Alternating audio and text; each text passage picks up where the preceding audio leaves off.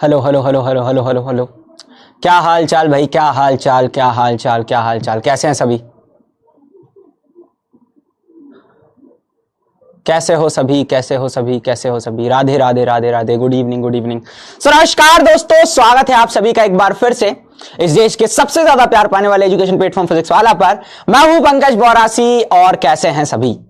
Very very very good evening भाई साहब। Fire emoji, ढेर सारी बातें और ढेर सारे कॉन्सेप्ट्स के साथ आज हम आ गए हैं ना। अगर मैं बात करूं, ठीक है, एक बहुत ही प्यारे सेशन के अंदर जहां पर हम डिस्कस करने वाले हैं एक बहुत ही प्यारी चीज के बारे में, ठीक है। तो क्या हाल चाल भाई, क्या हाल चाल, कैसे हैं सभी? पहले तो ये बता दो, है ना, मुझे कितना याद करा तुम लोगों ने, ठीक है, याद करा भी या नहीं करा, ठीक है। बहुत समय समय में मिलते हैं हम लोग, ठीक है। और तो जो आज का लेक्चर है शायद लेक्चर नंबर 7 है ना? हाँ 7 है, ठीक है। तो 7 लिख देता हूं यहां पर, नहीं तो बीएम मैम कहेंगी कि भाई साहब सर जी यहाँ 7 लिख के भेजिए, है ना, सर जी 7 लिख कर भेजिए, ठीक है। हाँ भाई, तो यही जो कहानी है इसको ही अपन क्या करेंगे, अब आगे कंटिन्यू करेंगे। लेक्चर नंबर 7 है और इस चैप्टर की अगर मैं खासियत बताऊं, है ना, इस चैप्टर की अगर मैं खासियत बताऊं तो तुम लोगों को जो भी इंपॉर्टेंट कॉन्सेप्ट्स थे, है ना, वो सारे के सारे मैं पढ़ा चुका हूं। आज सिर्फ और सिर्फ अपन क्या करने वाले हैं, मस्ती, है ना, मस्ती में क्या करेंगे, क्वेश्चंस को सॉल्व करेंगे, मस्ती मस्ती में क्वेश्चंस को सॉल्व करेंगे। जिस तरीके से मैं बताते चल रहा हूं उस तरीके से अगर तुम देखोगे तुम लोगों को फील होगा, है ना, कि भाई एग्जाम में या एनसीईआरटी में कितने इजी इजी क्वेश्चन दिए हैं हमारे नोट्स के मुकाबले में, ठीक है। तो वही कॉन्सेप्ट्स के साथ हम करेंगे। पहली बात तो ध्यान से सुनो, ठीक है। एक चीज हमेशा याद रखो कि जब भी किसी क्वेश्चन को तुम लोगों को सॉल्व करना होता है ना, जब भी किसी क्वेश्चन को तुम लोगों को सॉल्व करना होता है, कोई भी क्वेश्चन आ जाए ना, कोई भी, अगर हम बात करें कोई भी कॉन्सेप्ट आ जाए, ठीक है, या कोई भी क्वेश्चन आ जाए, तो क्वेश्चन को सॉल्व करने का एक सिंपल सा तरीका होता है कि अपने जो कॉन्सेप्ट है, कॉन्सेप्ट का मतलब क्या होता है बेटा? कॉन्सेप्ट का मतलब ये है सर कि जो अभी तुम लोगों ने सीखा, है ना, जो भी हमारे कॉन्सेप्ट होते हैं उसको अच्छे से रिकॉल होना चाहिए। पहली चीज तो कॉन्सेप्ट तो अच्छे से याद हो, है ना, जो भी अपना कॉन्सेप्ट है वो हमको पता होना चाहिए, ठीक है। मतलब जो भी चीज मैंने पढ़ाई है उसके साथ थोड़ा बहुत अपना क्या लगाओ, दिमाग लगाओ। क्या लगाओ? दिमाग लगाओ, दिमाग का यूज करो, ठीक है। और एक अच्छी प्लस अच्छी, अच्छी मतलब अच्छा या अच्छी स्वयं की भाषा में आंसर लिखो।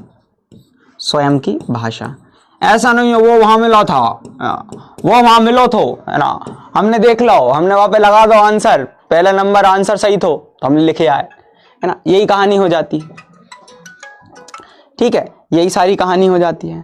तो इसी के रिगार्डिंग जो है वो आज मैं तुम लोगों से चर्चा करने वाला हूं, है ना। और बेसिकली बहुत प्यारा सा ये सेशन होने वाला है जिसमें हम ये सब डिस्कस करेंगे, ठीक है, डोंट वरी, ठीक है। तो अगर सब कुछ बढ़िया है, अगर सारी चीजें ओके है, तो एक बार चैट सेक्शन में सारे के सारे तुम लोग लिख सकते हो एटीपी, ठीक है। अभी सारे के सारे तुम लोग क्या लिख सकते हो, एटीपी, बहुत बढ़िया, ठीक है, बढ़िया, बहुत बढ़िया। तो चलो भाई स्टार्ट करते हैं।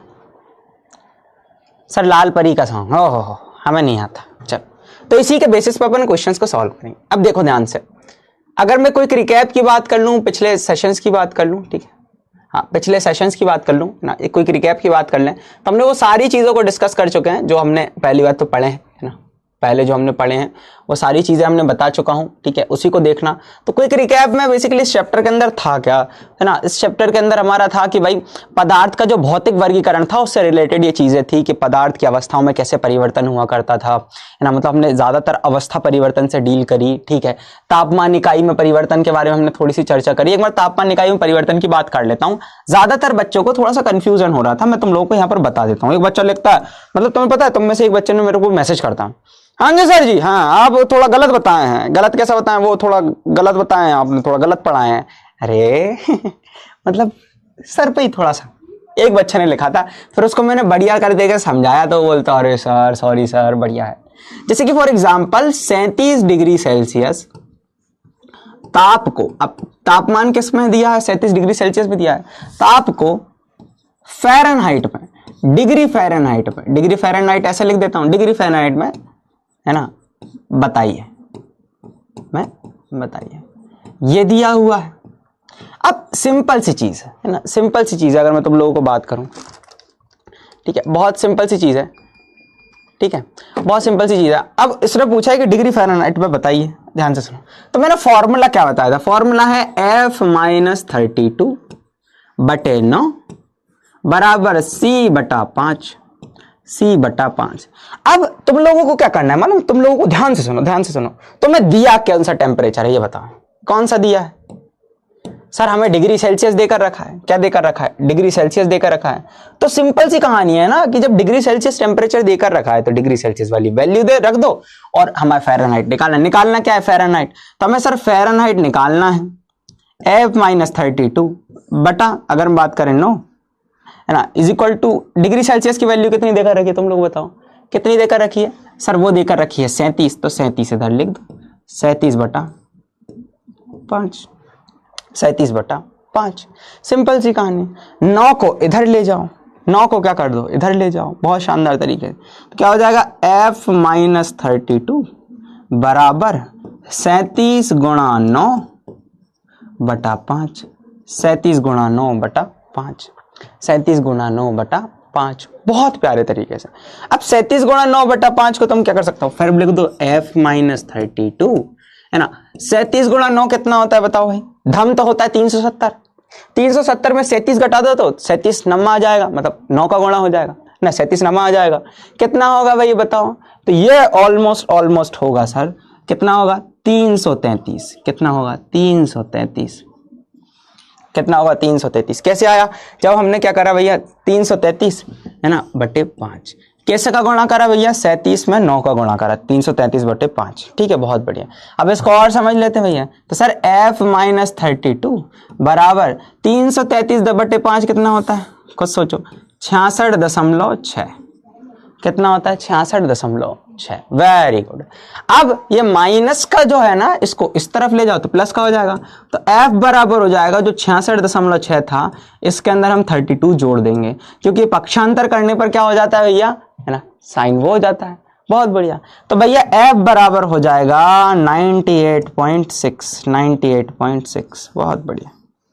तो डिग्री फ़ारेनहाइट में जो टेम्परेचर आएगा वो कितना आएगा, 98.6, 98.6। यही था बेटा, है ना, यही था। अब इसी को हम बोला करते हैं कमरे का ताप। किसका बोला करते हैं अपन, कमरे का ताप। ठीक है, पक्का सबको चीज समझ में आई? आज तो तुम लोग नहीं चीखोगे, है ना। अगर कोई परेशानी आपत्ति है तो फिर अगर मैं बात करूं मतलब सब कुछ बढ़िया है, अपन आगे बढ़ना चाहिए, तो एक बार सारे थम्स अप कर दो। सब कुछ बढ़िया है, अपन आगे बढ़ना चाहिए, तो एक बार सारे थम्स अप कर दो। बहुत बढ़िया। अच्छा, जब डिग्री सेल्सियस से केल्विन में जाते हैं तो 273.15 जोड़ देते हैं, और जब केल्विन में टेम्परेचर दिया हो और हमें डिग्री सेल्सियस में जाना हो तो उसमें से 273.15 घटा देते। ठीक है, बहुत बढ़िया। हाँ,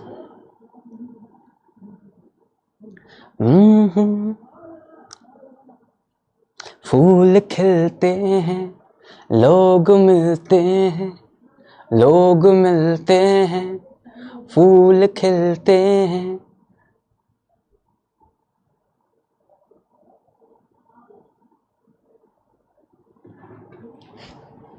हाँ, चल बहुत शानदार। देख लेते एक बार सारे दिक्कत कितने परसेंट बच्चों को। 95.39% बोल रहे, बाकी 5% तुम्हें पता ही है। सर केल्विन क्या है? केल्विन में तापमान की इकाई हुआ करती थी। जैसे कि फॉर एग्जांपल के बराबर होता है, मतलब केल्विन को टेम्परेचर निकालना हो तो कैसे निकाल सकते हो, जितना डिग्री सेल्सियस में देकर रखा है उसमें 273.15 जोड़ दो, तो क्या आ जाएगा भाई, केल्विन में टेम्परेचर आ जाएगा। क्या आ जाएगा, केल्विन में टेम्परेचर आ जाएगा।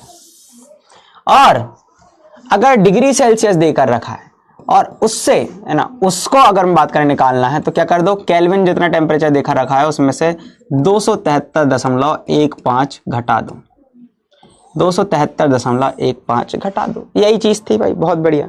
जैसे कि मैंने बोला था तुम लोगों से कि 25 डिग्री सेल्सियस टेम्परेचर है, तो बताओ मुझे केल्विन में कितना टेम्परेचर होगा। तो सर केल्विन में निकालना है तो ये सूत्र रहा, केल्विन बराबर होगा 25 जितना डिग्री सेल्सियस में देखा रखा है प्लस 273.15। तो जैसे ही एक जोड़ोगे तो कितना आ जाएगा, 29, अगर मैं बात करें 298.15 केल्विन। खत्म कहानी। 298.15 हो जाएगा। अगर तुम लोगों को यही डिग्री सेल्सियस में निकालना होता तो क्या देता है, जितना केल्विन में दिया है उसमें से 273.15 घटा दो। कोई दिक्कत परेशानी आपत्ति नहीं है ना, बहुत बढ़िया, तुम लोग बहुत प्यारे बच्चे हो।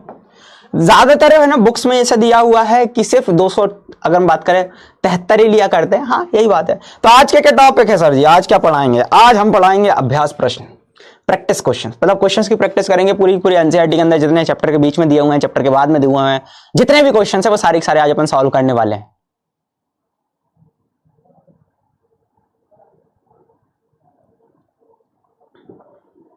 सर मैम को बुलाइए यार, कहां की मैम है यार, मतलब कोई भी मैम, तुम लोग कुछ भी बोल देते हो, कहां की मैम बुला दे हम यार, है मैम को बुलाइए। सर बुरे लगते हैं क्या? इतना बुरा लगता होंगे तुम लोग, अल्लाह जाओ रूठ गया हूं तुमसे, अब नहीं मानो। अब देखो कॉन्सेप्ट की कहानी मतलब वही क्वेश्चंस। अब तुम रटने बैठ गए कि कौन द्रव है कौन द्रव्य नहीं है, इसमें तो तुम्हारा जीवन खतरे में आ जाएगा। सिंपल चीज, अपना कॉन्सेप्ट क्या कहता है। यहां पर क्वेश्चन है कि निम्न में से कौन पदार्थ है। पदार्थ क्या हुआ करते हैं भैया, जिनके पास, पदार्थ क्या होता है भाई, जिसके पास क्या हो बेटा, द्रव्यमान हो, है ना, द्रव्यमान हो प्लस जो स्थान घेरता है, मतलब जो कुछ ना कुछ स्पेस ऑक्यूपाई करता है, स्थान घेरता है, उसी को हम बोलते हैं क्या, उसी को हम बोला करते हैं द्रव्य या पदार्थ। अब इसमें से देखो, कुर्सी क्या स्थान घेरती है? बिल्कुल घेरती है। क्या इसके पास द्रव्यमान होता है? वायु, बिल्कुल, वायु के पास भी कुछ ना कुछ वो स्थान घेरती है, उसका कुछ ना कुछ द्रव्यमान होता है। याद करो फुटबॉल, भाई भरी हुई फुटबॉल नहीं हो, एकदम पिचकी हुई फुटबॉल हो तो उसका वजन 1 किलो, लेकिन जैसे उसमें हवा भर दोगे वो क्या हो जाएगा, 1.5 किलो, तो आधा किलो क्या बढ़ गया, हवा। सिंपल। तो हवा के पास द्रव्यमान भी होता है और उसने कुछ ना कुछ स्थान भी घेरा है। स्नेह, प्यार, मोहब्बत, धोखा, जलन, ये सारे के सारे जो है ना, वो द्रव्य नहीं होते। क्यों? क्योंकि ना इनका कोई स्थान घेरते ना इसके पास कोई द्रव्यमान होता है। ये तो एक तरीके से। गंध में ये स्मेल कहां से हो जाएगी भाई, स्मेल भी नहीं होती। बहुत बढ़िया। घृणा, जलन नहीं। बादाम, हाँ बिल्कुल है। विचार नहीं है, किसी प्रकार का विचार द्रव्यमान है क्या? नहीं है। द्रव्य है क्या? नहीं है। शीत, ठंडा चीज होना नहीं है ना। नींबू पानी बिल्कुल है। इत्र की सुगंध बिल्कुल है। बहुत बढ़िया। हाँ, शीत जल या ठंडा जल बोल देते तो बिल्कुल होता, लेकिन शीत की तो ठंडक क्या है, कोई द्रव्य है क्या? नहीं। तो सिंपल सी, जिसके बाद द्रव्यमान होता है, जो स्थान घेरता है, वही क्या कहलाता है, हमारा द्रव्य कहलाता है। तो कुर्सी, वायु, बादाम और नींबू पानी पदार्थ के उदाहरण है, क्योंकि इनका कुछ द्रव्यमान होता है और ये स्थान घेरते हैं। और ये क्या करते हैं? स्थान घेरते हैं। चलो अगला क्वेश्चन देखते हैं। निम्नलिखित प्रेक्षण के कारण बताइए कि गर्मा गर्म खाने की गंध कई मीटर दूर तक पहुंच जाती है। कई मीटर दूर तक पहुंच जाती है, ठीक है, मीटर दूर से ही आपके तक पहुंच जाती है। लेकिन ठंडे खाने की महक अगर मैं बात करूं लेने के लिए तो मैं उसके पास जाना पड़ता है। फ्रिज के अंदर आइसक्रीम मैंने रखी है तो मैं नहीं पता है ना, चुपचाप से भैया तुम लोगों को एक भाई छोटी वाली कटोरी में दे देते हैं, 1 चम्मच आइसक्रीम ले खा ले, लेकिन फ्रिज के अंदर ढेर सारी आइसक्रीम रखी है तो उसका पता नहीं चलता। लेकिन घर में अगर लिट्टी चोखा बन रहा है, घर में छोला भटूरा बन रहा है, घर में चाउमीन बन रहा है, या घर में कुछ बन रहा है, तो तुरंत तुम लोगों को पता चल जाता है। कैसे पता चल जाता है? उसकी महक आ जाती है। अब बताओ क्यों होती है? विसरण के कारण। Very good. क्योंकि भैया तापमान बढ़ाने पर विसरण की गति बढ़ जाती है। रीजन क्या है? कि कणों की गतिज ऊर्जा बढ़ जाती है। भाई ठंडे खाना जो रखा हुआ है उसके अंदर कणों की गतिज ऊर्जा क्या है? बहुत कम है भाई की भाई है। लेकिन जैसे उसको गर्म करते हैं उसके कण दूर दूर तक ट्रेवल कर जाते हैं। बिल्कुल। ठीक है ठीक है ठीक है। तो गर्मा गर्म खाने की गंध कई मीटर दूर से हमारे पास पहुंच जाती है, क्योंकि तापमान बढ़ने पर गर्म खाने से निकलने वाली गैस की कणों की गतिज ऊर्जा बढ़ जाती है, जिससे उसकी गतिज ऊर्जा भी बढ़ जाती है। ठंडे खाने की महक की तुलना में विसरण तेजी से होता है, अर्थात गर्म गैसों का विसरण ठंडी गैसों की तुलना में तेजी से होता है। ठीक है, विसरण विसरण विसरण विसरण विसरण। ठीक है, तो इसको देख लोगे बढ़िया तरीके से। थैंक यू बेटा। आगे बढ़ते हैं। Let's move to the next slide. भाई बताओ पहली बात, जो हमारा स्विमिंग पूल होता है, स्विमिंग पूल में जो गोताखोर होते हैं, गोताखोर समझते हो लोग, है ना, तुम लोगों ने देखा होगा जो तैराक हुआ करते हैं, तो तैराक हुआ करते हैं, इससे पदार्थ का कौन सा गुण प्रेक्षित होता है स्विमिंग पूल के अंदर? पहली चीज, जो पानी भरा होता है, पानी, जैसे कि पानी की जगह उधर पर लोहा भरा होता, तो तुम अच्छे से चल पाते क्या? नहीं, ऑब्वियस सी बात है भाई, सर्वर फूट जाता है ना। एकदम से तुम लोग देख लो कोर कूद जाओ, क्या हो जाए, लोहा होगा नहीं। ठोस में तो नहीं चल सकते हैं। तो इसका रीजन क्या है कि स्विमिंग पूल में हम तैर पाते हैं, क्योंकि उसके अंदर पानी होता है।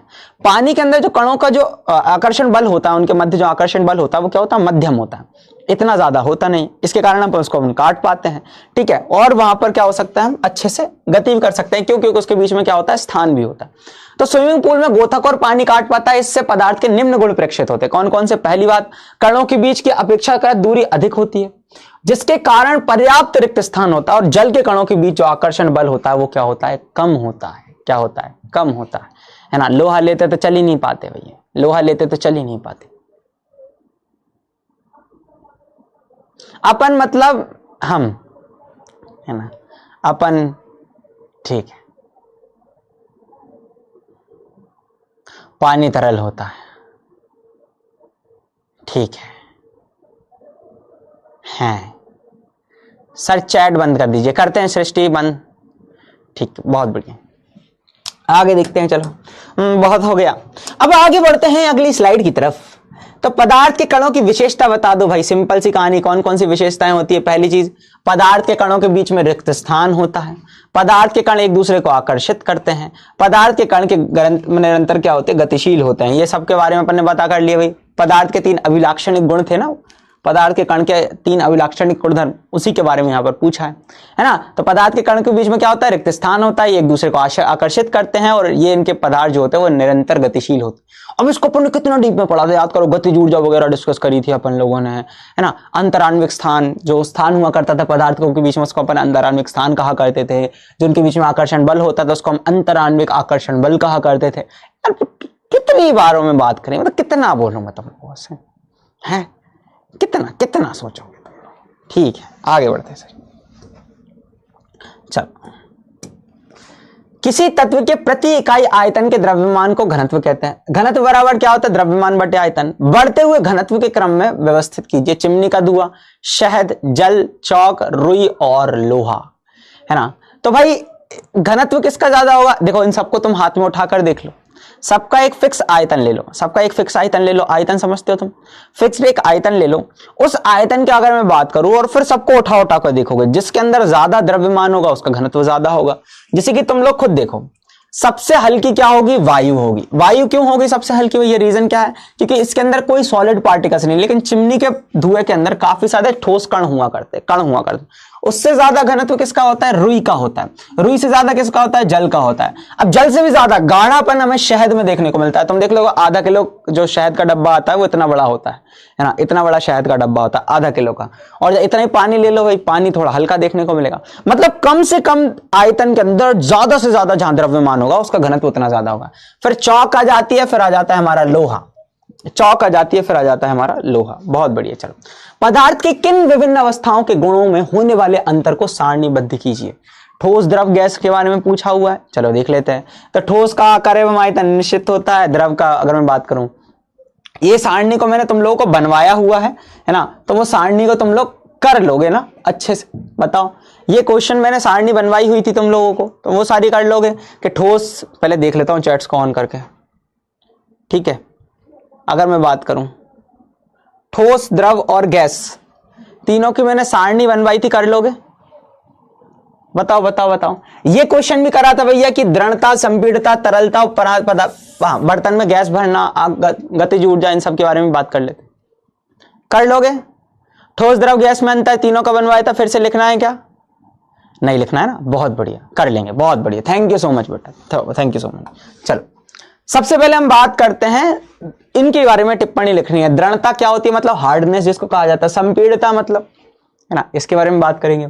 तरलता का मतलब क्या होता है? बर्तन में गैस का भरना कैसे होता है ना। गतिज ऊर्जा, ठीक है। आकार क्या होता है? घनत्व क्या होता है? इनके बारे में चर्चा कर लेते। चलो, सबसे पहले दृढ़ता की बात करते हैं। तो पदार्थ का वह गुण, अब चलो चैट्स को ऑफ करूंगा। पदार्थ का वह गुण जिस पर अगर कोई हम बाहरी बल लगाए, मतलब ये दृढ़ क्यों है? अगर मैं इसके ऊपर एक्सटर्नल फोर्स लगा रहा हूं, एक बाहरी बल लगा रहा हूं, तो ये अपने आकार को बदलने का विरोध करेगा। उसको हम बोलते हैं क्या? दृढ़ता। तो भाई क्या होता है कि पदार्थ का वह गुण जो उसे बाह्य बल के विरुद्ध अपने आकार को बनाए रखने की चेष्टा करता है। मैं दम लगा रहा हूं, लेकिन फिर भी वो अगर हम बात करें वैसा ही रहना चाहता है, उसको हम दृढ़ कहा करते हैं। ठोस में कणों के बीच का जो आकर्षण बल होता है वो अधिक होता है, इसलिए ये दृढ़ होते हैं, हार्ड होते हैं, है ना। और गैस दृढ़ नहीं होती, और गैस दृढ़ नहीं होती। वेरी गुड, बहुत शानदार। आ जाओ, लेट्स टॉक अबाउट संपीड़ितता, कंप्रेसिबिलिटी। कंप्रेसिबिलिटी का मतलब क्या हुआ करता था, याद करो कि मान लो सर एक बर्तन ले लिया मैंने, ओए हो बर्तन ले लें, बना लें, चलो बना लेते हैं। ये रहा हमारा बर्तन, एक बर्तन बढ़िया लिया, इसके अंदर मैंने क्या भर दी, गैस भर दी। क्या भर दी, गैस भर दी, गैस भर दी, गैस भर दी, गैस भर दी, गैस भर दी। चलो ऐसे बना लेते हैं। एक गैस यहाँ पर है ना, और इसके मैंने चारों तरफ, मतलब ये गैस है ना, ठीक है, ये गैस है भाई, थोड़ा दूर दूर बनाते हैं, ये हो गया गैस हो गई हमारी। अब मैंने क्या कर दिया बेटा, नीचे से तो क्लोज्ड है, नीचे से तो क्या है भाई, ये पैक है। मैंने इधर से क्या लगा दी, एक पिस्टन लगा दी। पिस्टन मतलब समझ रहे हो, इसके ऊपर ऐसा दम लगा रहा है पिस्टन। इधर से भी एक पिस्टन लगा दी, है ना, यहां से, और ऊपर से भी लगाते हैं, ऊपर से पैक कर दिया। अब मैं क्या कर रहा हूं कि इन कणों के ऊपर ऐसा प्रेशर लगा रहा हूं ताकि ये क्या आ जाए, पास पास आ जाए, क्योंकि गैसों के कणों के बीच में क्या होती है भैया, अच्छा खासा स्पेस होता है। तो मैं इसके ऊपर दम लगा रहा हूं ताकि ये क्या हो जाए भैया, पास पास आ जाए, क्या आ जाए, पास पास आ जाए।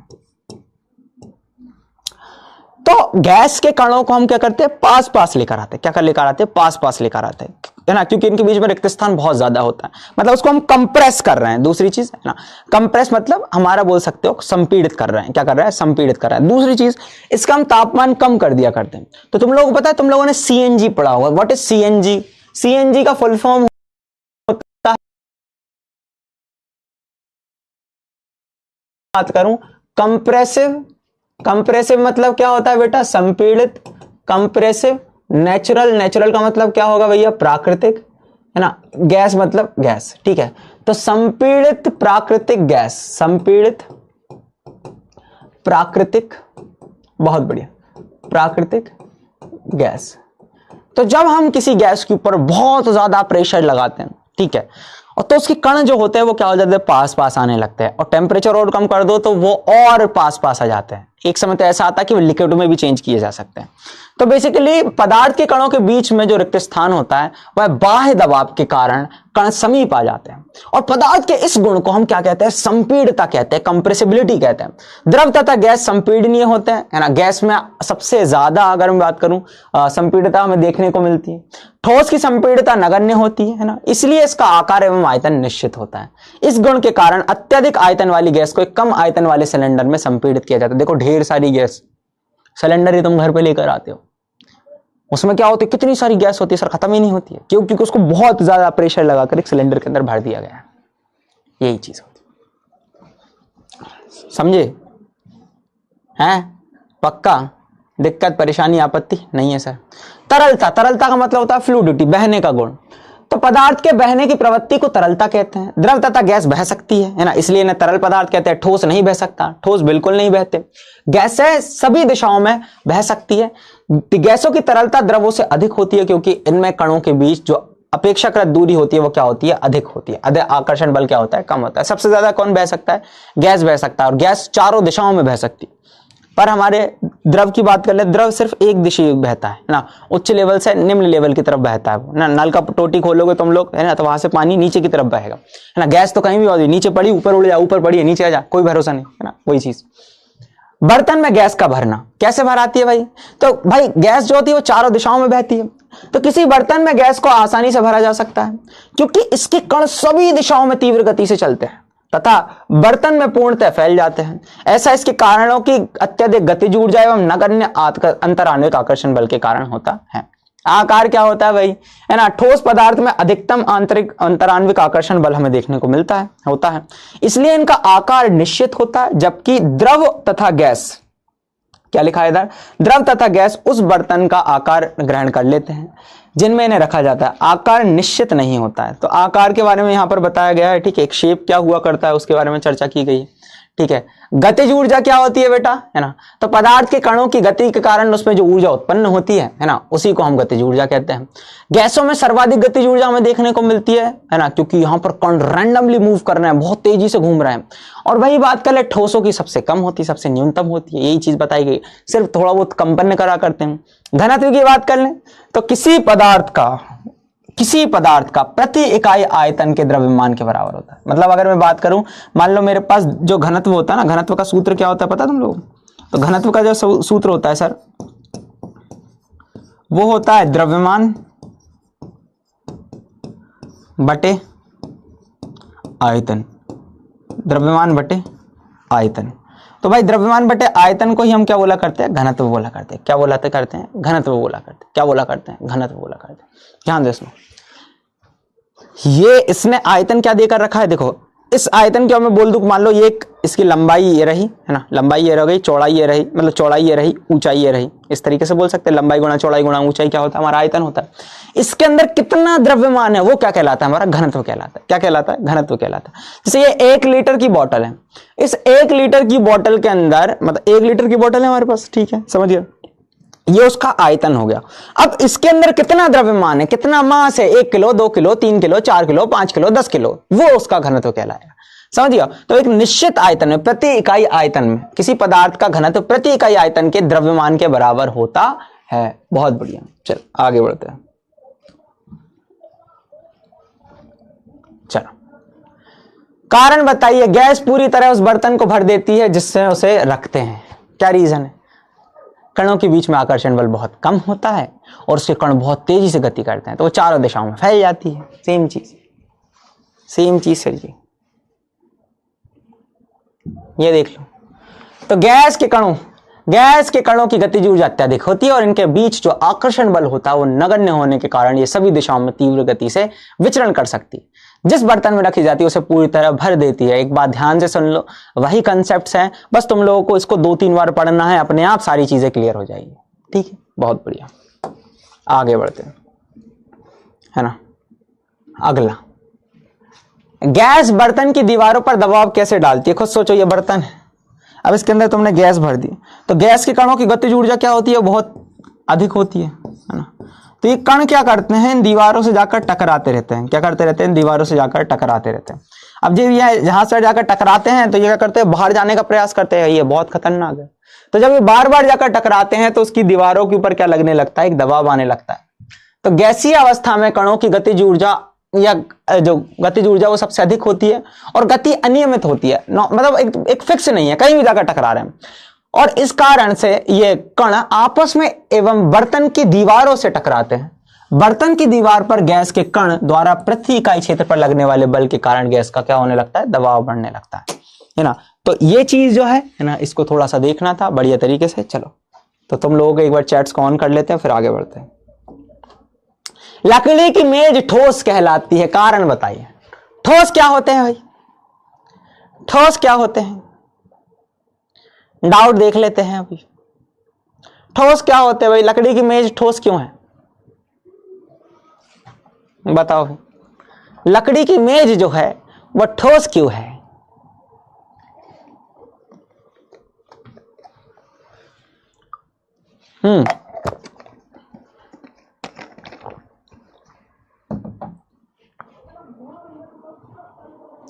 क्योंकि उसका आकार एवं आयतन निश्चित है।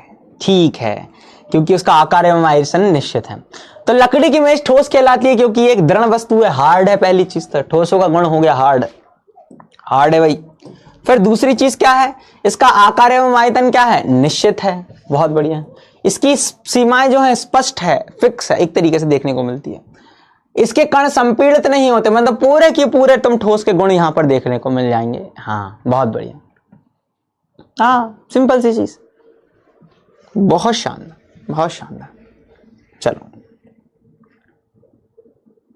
अच्छा एक बात बताओ, मैं तुम लोगों से क्वेश्चन पूछ रहा हूं, अब इसको रटने थोड़ी बैठेंगे हम। अब मैं तुम लोगों से क्वेश्चन पूछ रहा हूं, हम हवा में आसानी से हाथ चला सकते हैं, लेकिन ठोस लकड़ी के टुकड़े में हाथ चलाने के लिए हमें कराटे में दक्ष होना पड़ता। मतलब अगर मैं बात करूं हवा में, तो हम ऐसे चला पा रहे हैं, इस तरीके से, है ना। मतलब अगर बात करें हवा में, हम इस तरीके से, है ना, मतलब लड़कियां जो होती है ना, उस तरीके से डांस करती है हवा का, मतलब जिया जिया रे, है ना, इस तरीके से, है ना। फिर लड़के जो होते हैं वो, तो ऐसे करके तुम लोग डांस कर पाते हो किसके अंदर? है ना, हवा के अंदर। लेकिन यही हवा की जगह पे लकड़ी होती, तो लकड़ी में अगर तुम लोगों को हाथ चलाना होता तो उसके लिए तो कराटे में दक्ष होना पड़ता है। क्या रीजन है? हाँ ना हम तुम चले टेढ़े मेढ़े रास्ते पे है रंग पाओरे चल। हाँ, क्या रीजन होता है? आकर्षण बल कम है। ठोस में देखा कण पास पास है, हाथ मारा हाथ टूट जाएगा सर जी, आकर्षण बल प्रबल है, बहुत बढ़िया। लेकिन गैस के अंदर है ही नहीं सर ज्यादा, है ना, ऐसा हाथ मारा कि कण दूर दूर हो गया, इनके बीच में से हाथ निकाल रहे हैं इस तरीके से। बट ठीक है, बहुत बढ़िया, आकर्षण बल हो गया एक रीजन बोल सकते हैं। ठोस के बीच में जो अंतराण्विक स्थान है वो बहुत कम होता है, तो उसके बीच में अपना हाथ निकलना संभव नहीं है। लेकिन गैस के अंदर बहुत ज्यादा है। हाँ, गैस के कण ठोस के कण नजदीक होते हैं, ठीक है। तो हवा में हम आसानी से अपना हाथ चला सकते हैं, क्योंकि हवा के कणों के बीच अत्यधिक स्थान होता है, कण बहुत बहुत दूर दूर होते हैं, तथा कणों के बीच में आकर्षण बल बहुत कम होता है, तो हाथ मारेंगे भी तो दूर दूर हो जाते हैं, इसलिए बहुत कम बाह्य बल से उन्हें हटाया जा सकता है। जबकि ठोस लकड़ी के अंदर टुकड़े के कण बिल्कुल पास पास होते हैं, ठीक है, पास पास हैं, मतलब क्लोजली पैक्ड हैं, और तथा मजबूत आकर्षण बल का कारण दृढ़ संरचना बनाते हैं, हार्ड होते हैं भैया भयंकर, जैसे तोड़ने के लिए अत्यधिक मात्रा में बल का प्रयोग करना पड़ता है। किसका प्रयोग करना पड़ता है? बल का प्रयोग करना पड़ता है, ठीक है, पक्का। परेशानी, आपत्ति बताओ भाई, कोई दिक्कत, परेशानी, आपत्ति?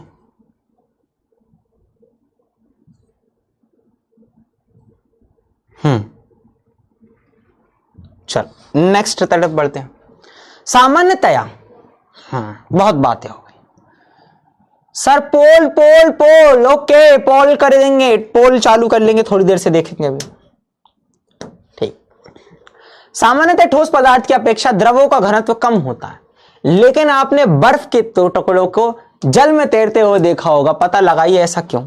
तुमने देखा है? ये क्वेश्चन करवाना था मेरे को यहीं पर आकर।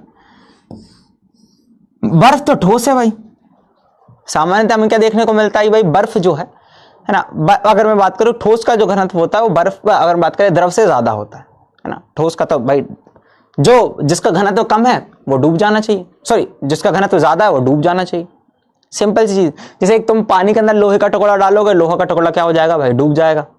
क्यों डूब जाएगा भाई? क्योंकि उसका घनत्व ज्यादा है। तो सेम चीज अगर सर बर्फ क्यों नहीं डूबती? बर्फ तो ठोस है, क्यों नहीं डूबती? तो इसका एक बहुत प्यारा सा तरीका होता है कि जब बर्फ जमती है ना बेटा, तो वो एक जालीनुमा संरचना बना लेती है। कैसी बना लेती है? जालीनुमा संरचना, केज लाइक स्ट्रक्चर बना लेती है।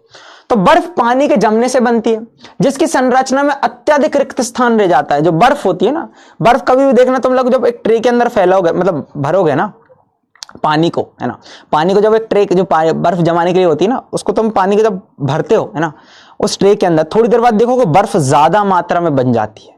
मतलब पानी तुमने कम भरा होता है, लेकिन बर्फ बनती है जब वो फैल जाता है ना, ज्यादा बड़ी बर्फ बन जाती है, ठीक है, क्योंकि ऊपर तुम लोग देखेगा और ज्यादा, अगर हम बात करें लेवल उसका उड़ जाता है। ऐसा रीजन क्या होता है? क्योंकि उस बर्फ के कणों के बीच में जो अंतराण्विक स्थान था ना, जो वो क्या हो जाता है? बढ़ जाता है, और वो एक पिंजरे की तरह एक संरचना बना लेती है। तो पिंजरे की तरह संरचना बना लेती है, जिससे इसका आयतन उतना ही मात्रा के जल से अधिक हो जाता है। कितना हो जाता है? अधिक हो जाता है। जैसे फॉर एग्जाम्पल इस कटोरी के अंदर तुमने बर्फ जमाई, है ना, तो पानी तुमने यहां तक भरा था, यहां तक भरा था पानी, लेकिन जब बर्फ जमती ना तो इसके ऊपर हल्का सा आयतन और बढ़ जाता है। अब आयतन इतना कहां से बढ़ा भाई? द्रव्य तो हमने डाला नहीं, कुछ एक्स्ट्रा पानी डाला नहीं, तो बढ़ कैसे गया? बढ़ ऐसे गया सर, कैसे बढ़ गया? बढ़ ऐसे गया कि ये जब जमता है तो क्या होता है भाई, एक केज लाइक पिंजरानुमा संरचना बना लेता है, जिसके कारण क्या कर जाता है? ये फैल जाता है। अब आयतन बढ़ने पर घनत्व कम हो जाता है, तुम लोगों को पता ही है, आयतन अगर बढ़ेगा तो घनत्व क्या हो जाएगा? कम हो जाएगा। बहुत बड़ी। तो आयतन के बढ़ने से जल भी कम हो जाता है, जल का घनत्व जो होता है वो क्या हो जाता है? बस जल की अपेक्षा कम हो जाता है, और अर्थात बर्फ के टुकड़े जल पर क्या करने लगते हैं? तैरने लगते हैं। क्या करने लगते हैं? तैरने लगते हैं। चलो इस क्वेश्चन को करते हैं, इस पे मैं पोल दे देता हूं। चलो इस वाले का करो, डिग्री सेल्सियस में बदलना है। चलो मैं ऑप्शन दे दे रहा हूं, 27 डिग्री सेल्सियस, ये वाले का ऑप्शन। फिर इस वाले का दे रहा हूं 28 डिग्री सेल्सियस। बस 273 लेना है ना, और कुछ नहीं, ठीक है। फिर मैं दे रहा हूं अगला 573 डिग्री सेल्सियस, ये 28 है ना, ये 573, और अगला दे रहा हूं 574 नहीं 374 डिग्री सेल्सियस। बताओ क्या होगा, डिग्री सेल्सियस बदलना। आप समय का समय शुरू होता है बस कुछ ही देर में। कर दूं स्टार्ट? ठीक, स्टार्ट कर दिया। आज की क्लास थोड़ी लंबी रही तो देखना, क्योंकि अपन सारे के सारे एनसीईआरटी के क्वेश्चंस करके जाएंगे, है ना, तो बी प्रिपेयर्ड फॉर दैट।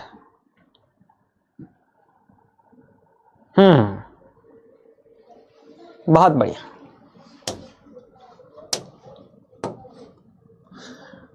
तो हमारा जो केल्विन में, अगर सॉरी डिग्री सेल्सियस में जब भी हमें टेम्परेचर निकालना होता है, जितना केल्विन में दिया है उसमें से 273.15 या 273 हम घटा देते हैं, सिंपल चीज। 273 इसमें से घटाना था, तो 300 माइनस 273 कितना हो जाएगा भैया? 27 डिग्री सेल्सियस।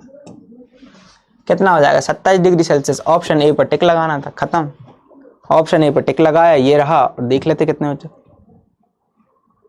83.87। बाकी बोल रहे हैं, सी वाले बोल रहे हैं 8।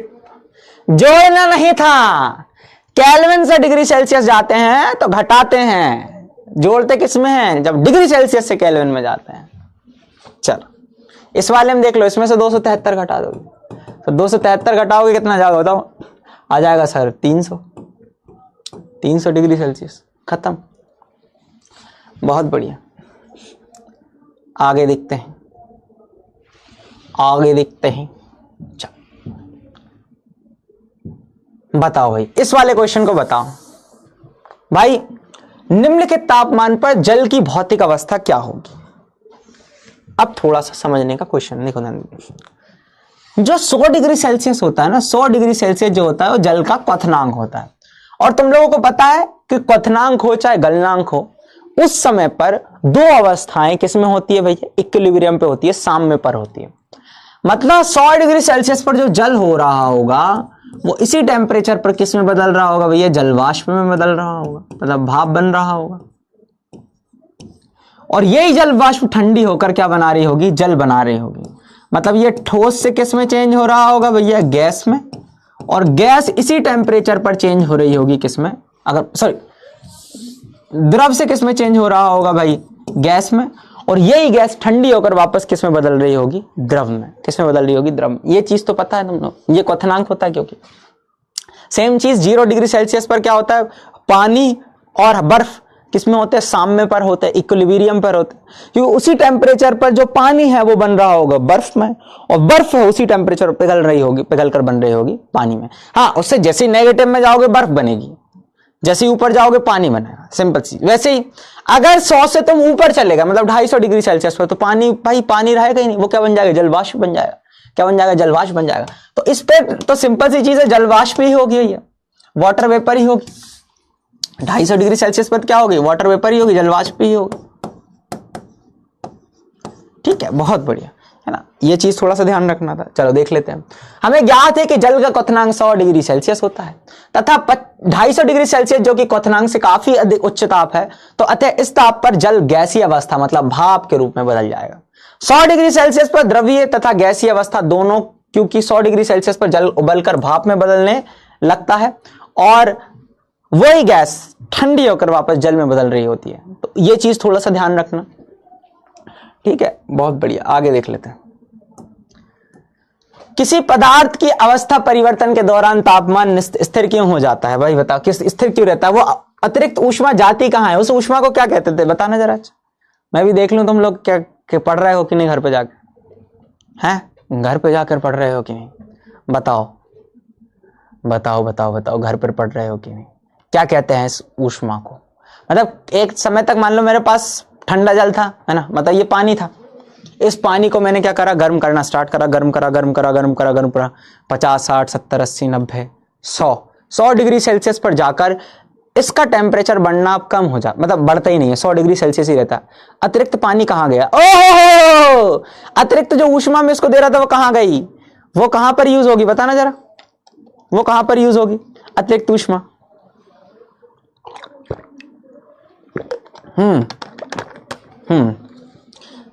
भाई पहले 25 डिग्री सेल्सियस था इसका तापमान, में गर्म करता गया। एक समय ऐसा आया कि टेम्परेचर एकदम वो हो गया, फिक्स हो गया।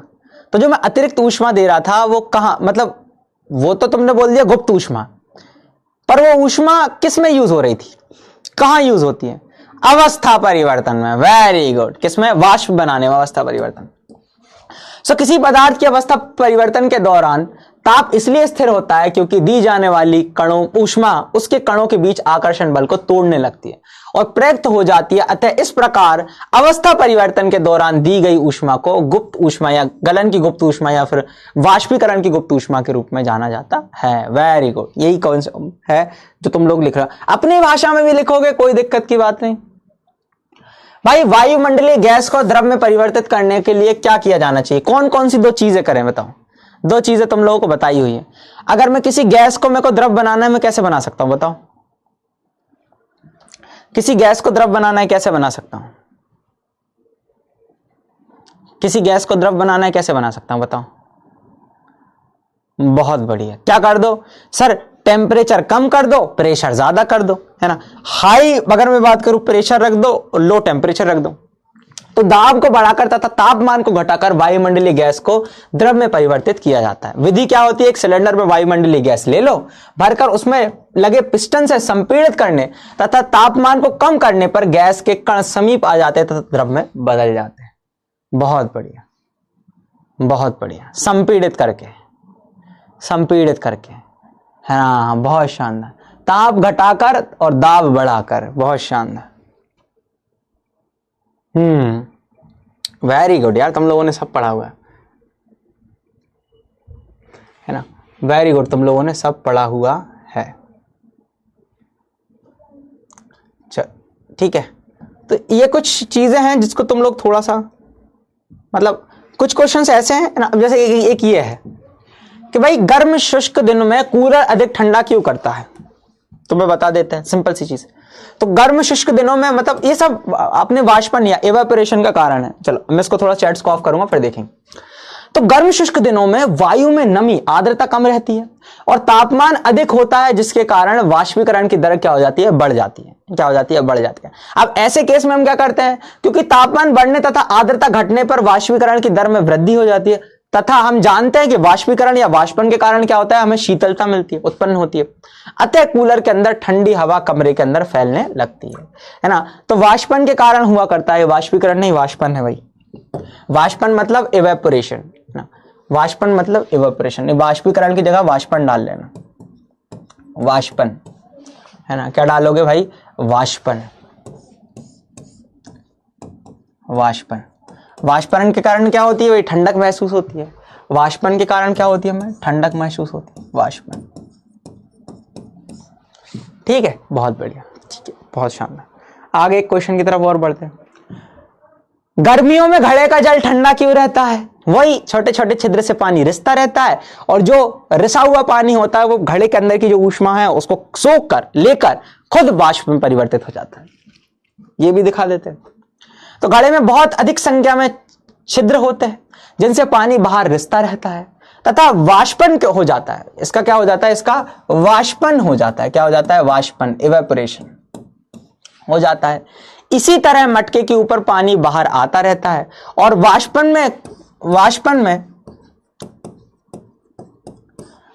में कम हुई ऊर्जा को पुनः मटके घड़े में अगर शेष बचे जल से वाष्पीकरण की गुप्त ऊष्मा के रूप में ले लेता है। किसमें लेता है? वाष्पन की गुप्त ऊष्मा के रूप में ले लेता है, या वाष्पीकरण गुप्त ऊष्मा के रूप में ले लेता है। यह प्रक्रिया चलती रहती है चूंकि घड़े में एक जल से ऊष्मा अवशोषित होती रहती है, वाष्पीकरण होता है ना। इसलिए मटके का भाई जो ठंडा जल है वो क्या होता है? अगर बात करें, मतलब मटके में ठंडा जल रहता है। एसीटोन या पेट्रोल तुम हाथ में लेते हो तो हथेली ठंडी क्यों हो जाती है? क्या हो जाती है? इनका अच्छे से लिख लेना बाद में, अभी तो पेन वेन छोड़ो अपन का, बस बाद में लिख लेना आराम से, अभी तो सुनते रहो। हाथ में पेट्रोल डालता हूं वो ठंडा क्यों लगता है? क्यों लगता है ठंडा? चलो बताना जरा। हाथ में पेट्रोल डालता हूं ठंडा क्यों लगता है? हाथ में पेट्रोल लेता हूं ठंडा क्यों लगता है?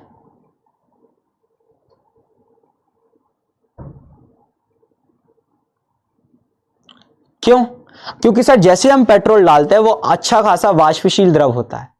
तो जैसे हम इसके ऊपर पेट्रोल डालते हैं वो तुरंत क्या करता है भैया? जितनी भी ऊष्मा होती है हमारे हाथ में उसको अवशोषित कर खुद वाष्प में बदल जाता है, तुरंत वाष्प बन जाता है। Very good, very good, very good, बहुत बढ़िया। तो एसीटोन या पेट्रोल इत्र डालने पर हमारी हथेली इसलिए ठंडी हो जाती है क्योंकि इसके कण, है ना, इसके कण हथेली या उसके आसपास की ऊर्जा से ऊर्जा प्राप्त कर लेते हैं और वाष्पीकृत हो जाते हैं, जिससे हथेली पर शीतलता महसूस होती है। वाष्पीकरण के कारण शीतलता होती है। वेरी गुड, बहुत बढ़िया।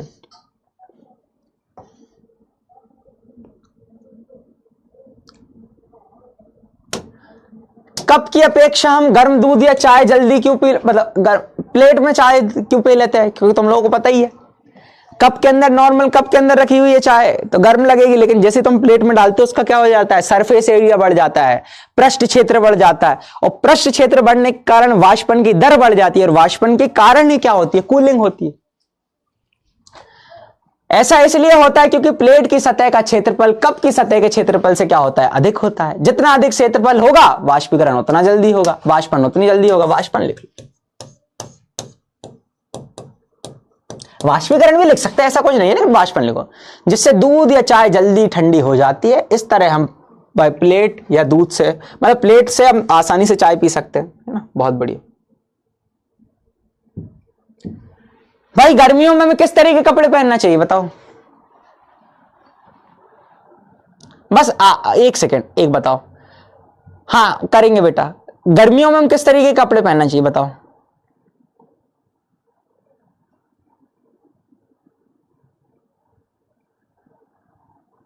सर आज वीडियो कॉल पे क्वेश्चन सारे सॉल्व कर ले, फिर जरूर वीडियो कॉल पक्का।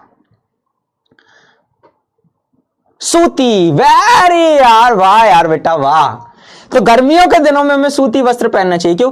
जैसे मैं सूती वस्त्र पहनता हूं मुझे पसीना निकलता है। मान लो मैंने ये एक सूती वस्त्र पहना, देखो इसके ऊपर भी केमिस्ट्री छपी हुई है, अच्छा लग रहा है ना। तो यहां पर है ना एक रिड्यूसिंग एजेंट होता है, वो छपा हुआ। तो मैंने जैसे ये सूती वस्त्र पहना हुआ, तो ये सूती वस्त्र क्या करेगा, है ना, मेरे जो जितना भी पसीना निकलेगा, जितना स्वेट निकलेगा उसको अवशोषित कर लेगा, है ना, अवशोषित कर लिया, और फिर उसको क्या कर देता है, वातावरण में जाकर, वातावरण में क्या करता है भैया, वातावरण में उसको, अगर मैं बात करूं, वाष्प में परिवर्तित हो जाता है। क्या हो जाता है? वाष्प में परिवर्तित हो जाता है। ठीक है, तो ये चीज जो है वो तुम लोग को पता होना चाहिए, कॉटन पता होना चाहिए, बहुत बढ़िया। तो गर्मियों में हल्के रंग वाले, बोलते बाद सूती कपड़े पहनना चाहिए। हल्के रंग वाले कपड़े ऊष्मा कम अवशोषित नहीं करते, ठीक है, तथा सूती कपड़ों में छिद्र होते हैं जिसमें पसीना अवशोषित हो जाता है और वाष्पन जो होता है वो तेजी से हो जाता है। इस क्रिया में हमारी त्वचा से वाष्पीकरण की गुप्त ऊष्मा ली जाती है और इस तरह त्वचा से ऊष्मा निकलने के कारण हमें ठंडा या बोल सकते हैं आरामदायक लगता है। क्या करता है? आरामदायक लगता है। निम्नलिखित तापमानों को भैया केल्विन में परिवर्तित करना, सॉरी डिग्री सेल्सियस में बदलना है। बताओ क्या करेंगे? डिग्री सेल्सियस बराबर क्या होता है, जितना केल्विन में दिया है उसमें से 273 घटा दो, है ना, ये 273.15 घटा दो। सिंपल सी चीज है, सिंपल सी चीज है ना, सिंपल सी चीज है। चलो इसमें से घटाते हैं, तो इसमें से 273 घटाएंगे, मान लो कितना आ गया, 293 माइनस 273, 293 माइनस 273, बचाओ कितना बचा, बताओ? 20 डिग्री सेल्सियस बचा। कितना बचा है भाई साहब?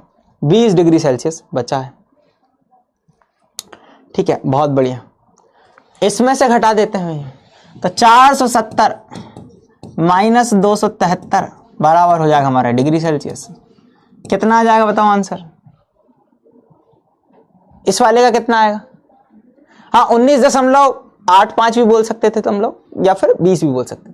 तो 273 घटाना है भाई 470 में से, तो ये आएगा 197 डिग्री सेल्सियस। कितना आएगा? 197। वेरी गुड, 197, वेरी गुड, बहुत शानदार। चल आगे बढ़ते हैं। अब भाई साहब देकर रखा है कि निम्नलिखित तापमान को केल्विन में परिवर्तित करिए। तो केल्विन बराबर क्या होता है, जितना डिग्री सेल्सियस दिया है उसमें 273 ऐड कर दो। कितना ऐड कर दो? 273 या 273.15, जो तो मैं मतलब लगे, है ना। तो भाई क्या हो जाएगा? 25 प्लस 273 कितना होगा बताओ? आ जाएगा सर 298। 298 क्या है? ये केल्विन में टेम्परेचर है, बहुत बढ़िया। सेम चीज इसमें 273 ऐड कर दो, तो 373 प्लस 273, 273, बताओ कितना जाएगा भाई? तो 373 प्लस 273,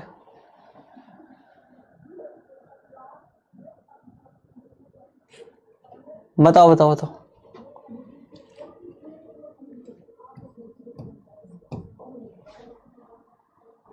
वेरी गुड, 646। कितना आएगा? 646। ऐड कर लो, 3 और 3 6, 7 और 7 14, एक हासिल गया तो 4 है ना, 4 और 2 6, 646 कर लोगे ना? वेरी गुड, बहुत बढ़िया, बहुत शानदार, समझदार हो यार तुम लोग तो बहुत। कौन पढ़ाता है तुम लोग केमिस्ट्री? है इतने समझदार कैसे हो गए तुम लोग? हैं यार, मतलब सर जी अपने में या मिट्टू हो रहे हैं, अपनी ही बड़ाई करे जा रहे हैं। हाँ यार, ये बताओ, ये क्वेश्चन नहीं बनेगा क्या? क्लास में ही करवाए, क्लास में डिस्कस कराया। बताओ क्या था कि निम्नलिखित अवलोकन हेतु कारण लिखे, नेफ्थलीन को रखा रहने पर यह कुछ समय के बाद बिना कोई ठोस पदार्थ छोड़े क्या हो जाता है? अदृश्य हो जाता है। नेफ्थलीन, वही वॉशरूम वगैरह में जाते हो, सफेद कलर की गोलियां तुम लोगों को देखने को मिलती है ना, पड़ी रहती है, जिसके कारण वॉशरूम में स्मेल नहीं आती। तो नेफ्थलीन बॉल्स जो हुआ करती है, बताओ वो क्या होती भाई? क्या रीजन था उसका?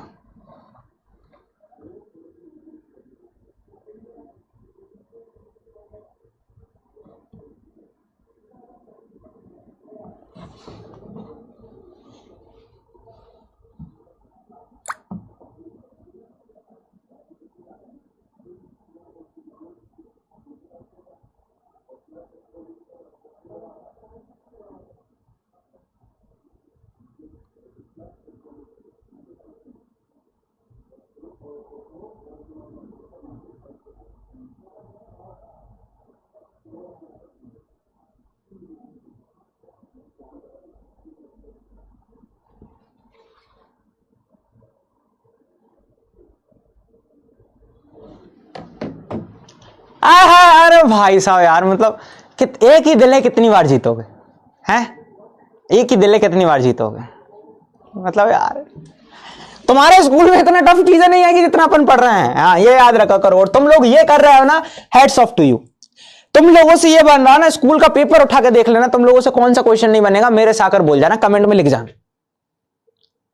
नहीं पूछते हैं, पर जिस लेवल का तुम लोगों ने ना क्वथनांक की जो डेफिनेशन पढ़ी है ना, जो वहां वाष्पदाब और वो वाली डेफिनेशन हो गई, ऐसे क्वेश्चंस हो गए, ये बहुत बड़ी बात होती बेटा, बहुत बड़ी बात। तो नेफ्थलीन एक वाष्पशील ठोस होता है, जो ठोस से द्रव अवस्था में आए बिना डायरेक्ट किस में बदल जाता है? गैस में बदल जाता है। इसे ऊर्ध्वपातन कहते हैं। अतः कुछ समय बाद यह ठोस पदार्थ छोड़े बिना वाष्प में बदल जाता है। सेम कपूर होता है, सेम आयोडीन होता है, सेम एंथ्रासीन होता है, सेम नेफ्थलीन होता है। क्या बात है सर, बहुत सारे आपने लिखवाए थे, शाबाश। ये क्वेश्चन अब देख लो भाई। हमें इत्र की गंध बहुत दूर तक पहुंच जाती थी। कौन सा कॉन्सेप्ट होता था?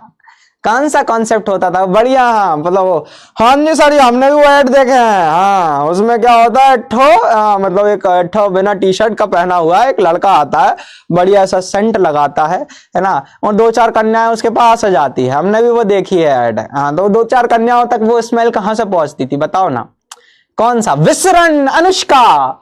बहुत बढ़िया, विसरण के कारण होता है ना। किसके कारण होता है? विसरण के कारण होता है। तो इत्र एक वाष्पशील द्रव होता है जो तेजी से वाष्प में बदल जाता है तथा वायु के कणों के साथ मिलकर सभी दिशाओं में तेजी से विसरित हो जाता है। यही कारण है कि इत्र की गंध हमें दूर तक अगर बात करें देखने को मिल जाती है। विसरण, वेरी गुड, बहुत बढ़िया, बहुत शानदार। भाई साहब ये पूछा है, निम्नलिखित कणों, उनके कणों के बीच बढ़ते हुए आकर्षण बल के अनुसार बताइए। सिंपल सी चीज है। द्रव, जल क्या होता है? द्रव, ऐसे सोचना था। चीनी क्या होती है भैया? ठोस। और हमारा ऑक्सीजन क्या होती है? गैस।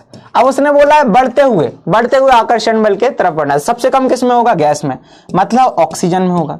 हमने क्या देखा भैया? गैस का में क्या होता है? सबसे कम होता है। उससे ज्यादा किस में होता है आकर्षण बल? द्रव में। और सबसे ज्यादा किस में होता है? ठोस में। सेम चीज गैस कौन है? ऑक्सीजन। कौन है? ऑक्सीजन।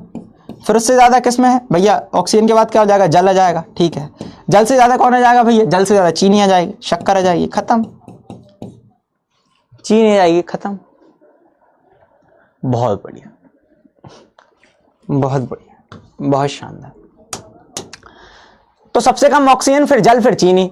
कारण क्या है? ऑक्सीजन एक गैस है जिसमें कणों के बीच आकर्षण बल न्यूनतम होता है, द्रव जैसे जल में गैसों से अधिक होता है, तथा ठोस चीनी के कणों में सर्वाधिक मजबूत आकर्षण बल होता है, सर्वाधिक प्रबल आकर्षण बल होता है। वेरी गुड, बहुत बढ़िया।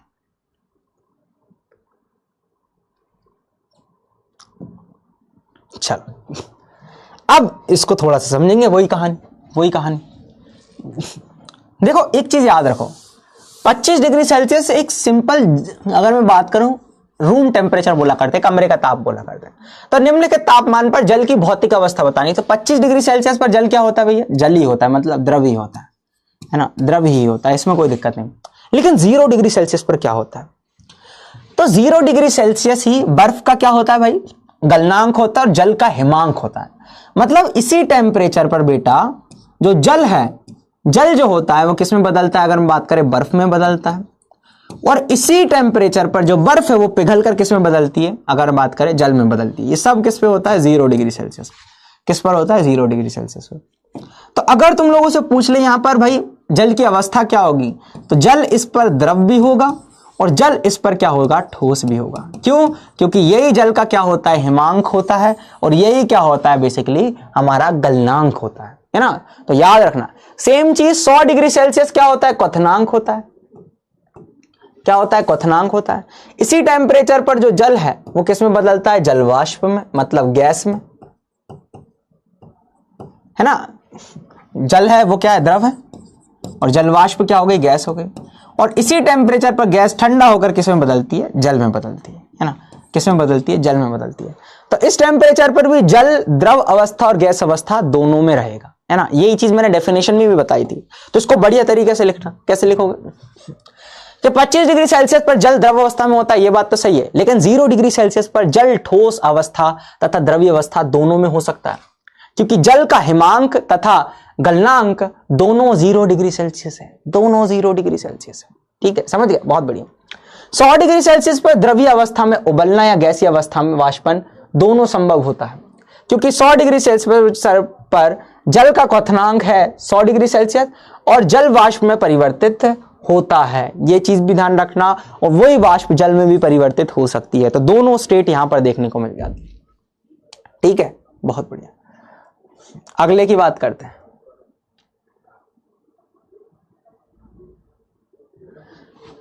जल कमरे के तापमान पर द्रव है, कारण बताइए। सिंपल सी चीज है, जल का क्वथनांक 100 डिग्री सेल्सियस होता है, कमरे का तापमान कितना होता है? 25 डिग्री सेल्सियस। कमरे का तापमान कितना होता है बेटा? 25 डिग्री सेल्सियस, और इसका क्वथनांक कितना है? 100 डिग्री सेल्सियस। तो सिंपल सी चीज है। और हिमांक क्या होता है, या फिर बोल सकते हैं, है ना, बर्फ कितने बनेगा? 0 डिग्री सेल्सियस पर। तो हिमांक 0 डिग्री सेल्सियस है। जब तक 0 डिग्री सेल्सियस टेम्परेचर नहीं पहुंचेगा ये बर्फ नहीं बनेगा। और हमारा क्वथनांक है 100 डिग्री सेल्सियस, सिंपल सी चीज है। तो तब तक वो उबलेगा नहीं जब तक 100 डिग्री सेल्सियस पहुंचेगा नहीं, है ना। तो सिंपल सी कमरे के तापमान पर क्यों है? लोहे की अलमारी कमरे के तापमान पर ठोस क्यों है? क्योंकि उसका भी भैया बहुत ज्यादा होता है, अगर बात करें गलनांक। ठीक है, तो गलनांक बहुत ज्यादा होता है, इसके कारण भाई कमरे के तापमान पर ऑब्वियस बात है ठोस रहेगा। तो जल कमरे के तापमान पर द्रव है क्योंकि इसका हिमांक 0 डिग्री सेल्सियस तथा क्वथनांक 100 डिग्री सेल्सियस होता है। साथ ही इसका निश्चित आयतन तथा आकार निश्चित नहीं है, इसलिए जल को जिस बर्तन में रखा जाता है उसी का आकार ले लेता है, यही कारण है, द्रव है। लोहे के बारे में क्या बोलोगे? लोहे की अलमारी कमरे के तापमान पर ठोस होती है क्योंकि इसका गलनांक कमरे के तापमान से बहुत अधिक होता है। इसका एक निश्चित आकार एवं आयतन है, यही कारण है कि ठोस है, दृढ़ है, यही चीज। चलो अब एक गुप्त ऊष्मा पे आ गया भाई क्वेश्चन। 273 केल्विन पर बर्फ को ठंडा करने पर तथा 273 केल्विन मतलब पता है तुम लोग कितना होगा? डिग्री सेल्सियस में 273 ही घटा दो, मतलब 0 डिग्री सेल्सियस। खुद सोचो ना, 273 केल्विन डिग्री सेल्सियस में कितना होगा? 0 डिग्री सेल्सियस। खुद सोचो, केल्विन में से डिग्री सेल्सियस को बदलना है, क्या करोगे भाई? 273 घटा देंगे, है ना।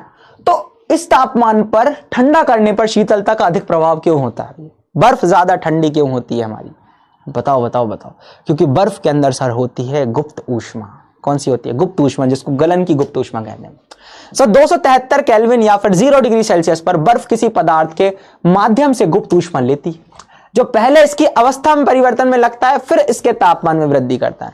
तो बर्फ को अगर तुम हाथ में रखोगे ना तो बर्फ क्या करेगा, सबसे पहले अपने हाथ से क्या लेगी, गुप्त ऊष्मा लेगी, और उस ऊष्मा को सोखने के बाद अपनी अवस्था, बात करें अपनी अवस्था परिवर्तन करेगा, फिर तापमान में वृद्धि करेगा, है ना। तो बर्फ के अंदर क्या होती है भाई, गलन की गुप्त ऊष्मा, है ना, बहुत बढ़िया।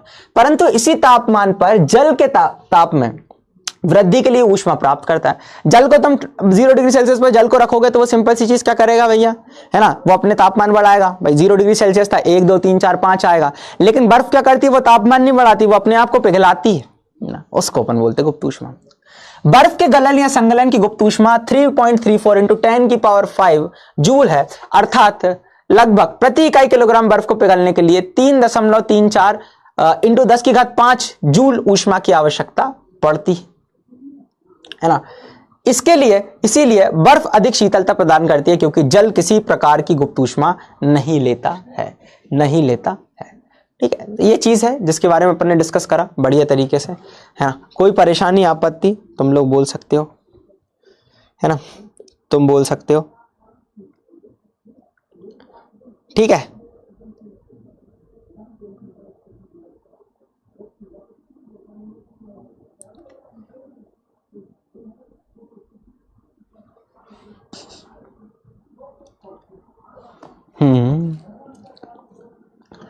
तो कोई डाउट्स अभी?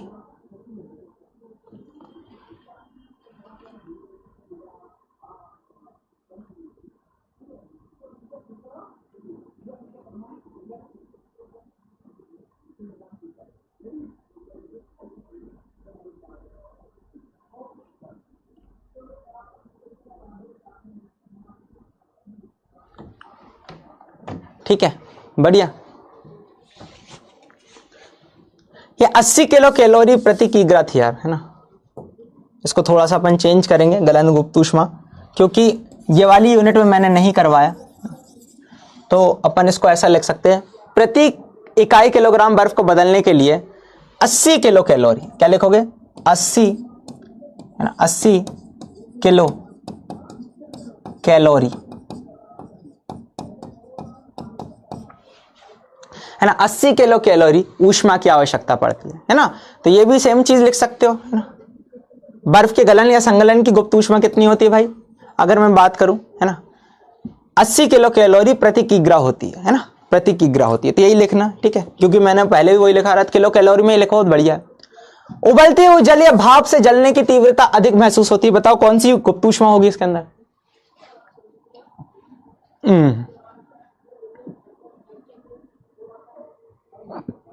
क्योंकि मैंने वो वाली लिखवाई थी ना यूनिट, अब तुम जूल देखोगे तो हालत खराब हो जाएगी, किलो कैलोरी बढ़िया।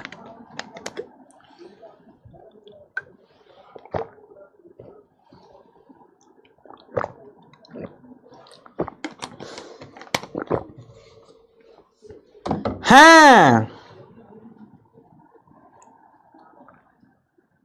सर, डाउट रीड कर लीजिए, ठीक है। हाँ, तो भाई उबलते हुए जल में भाप से जो जलने की गुप्त ऊष्मा होती है उसको अपन बोला करते हैं वाष्पन की गुप्त ऊष्मा। Very good, very good. तो वाष्पन की गुप्त ऊष्मा में क्या होता है भाई? सर सिंपल सी कहानी होती है, भाप में जलने की तीव्रता अधिक महसूस होती है क्योंकि 373 केल्विन मतलब 100 डिग्री सेल्सियस पर भाप अर्थात वाष्पीकरणों की में उसी तापमान पर पानी के कणों की अपेक्षा अधिक ऊर्जा होती है, क्योंकि भाप के कणों ने वाष्पीकरण की गुप्त ऊष्मा के रूप में अतिरिक्त ऊष्मा अवशोषित कर लेती है। ठीक है, तो वाष्पन की गुप्त ऊष्मा को हमें देखने को मिल जाता है। वेरी गुड, बहुत बढ़िया। चलो अब एक बार सारे डाउट्स देख लेते हैं बढ़िया तरीके से।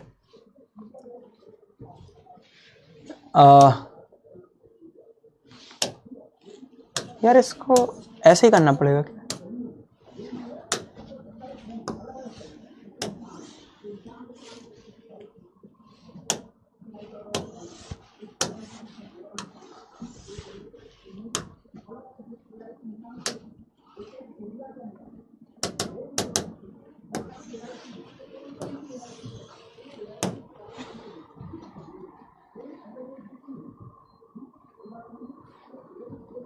क्या हो गया भाई इसको?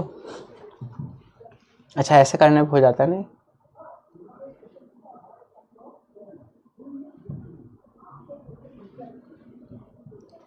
चलो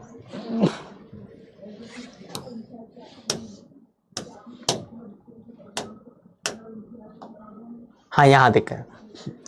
सब आप बोले थे कि ड्राई आइस लाने को बोले थे, मैं बेटा जरूर लेकर आऊंगा, जरूर जरूर जरूर जरूर लेकर आऊंगा पक्का। I am so sorry sir. Degree को सेल्सियस में बदलना है के लिए 273 जोड़ते हैं या 273.15।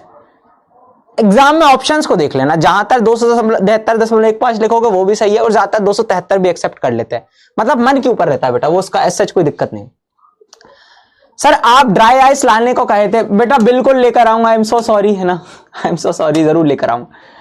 सर आप ड्राई, ठीक है यार मत डराओ, अभी अगली बार बुलवा लूंगा, ठीक है।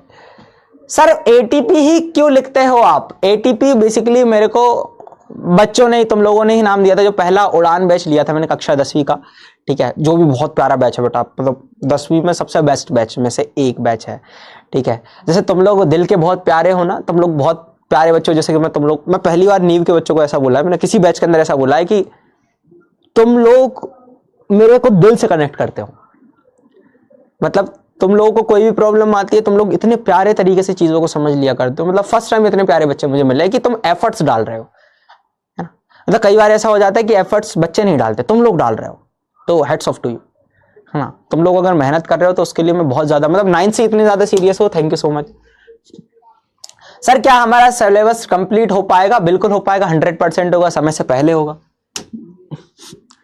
सर F से डिग्री सेल्सियस में कैसे बने? तो F -32/9 मतलब बटा 9 बराबर C बटा 5, यही फॉर्मूला था।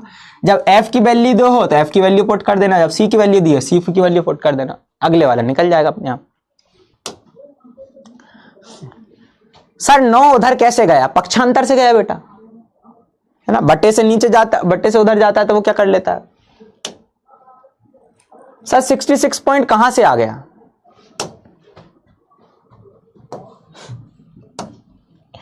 भाइयों क्या करा मैंने, है ना, 333 जो था उसमें हमने 6 का डिवाइड कर दिया। कितने का डिवाइड करा? 6 का डिवाइड करा।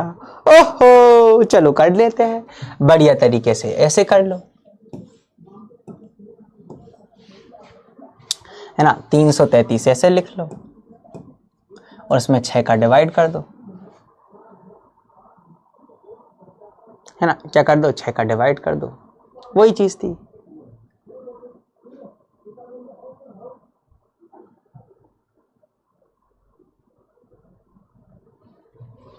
ठीक है, तो यही कहानी थी जिसके बारे में मैंने तुम लोगों को बताया। 6 का नहीं, सॉरी 5 का डिवाइड करना था, 333.5 था ना,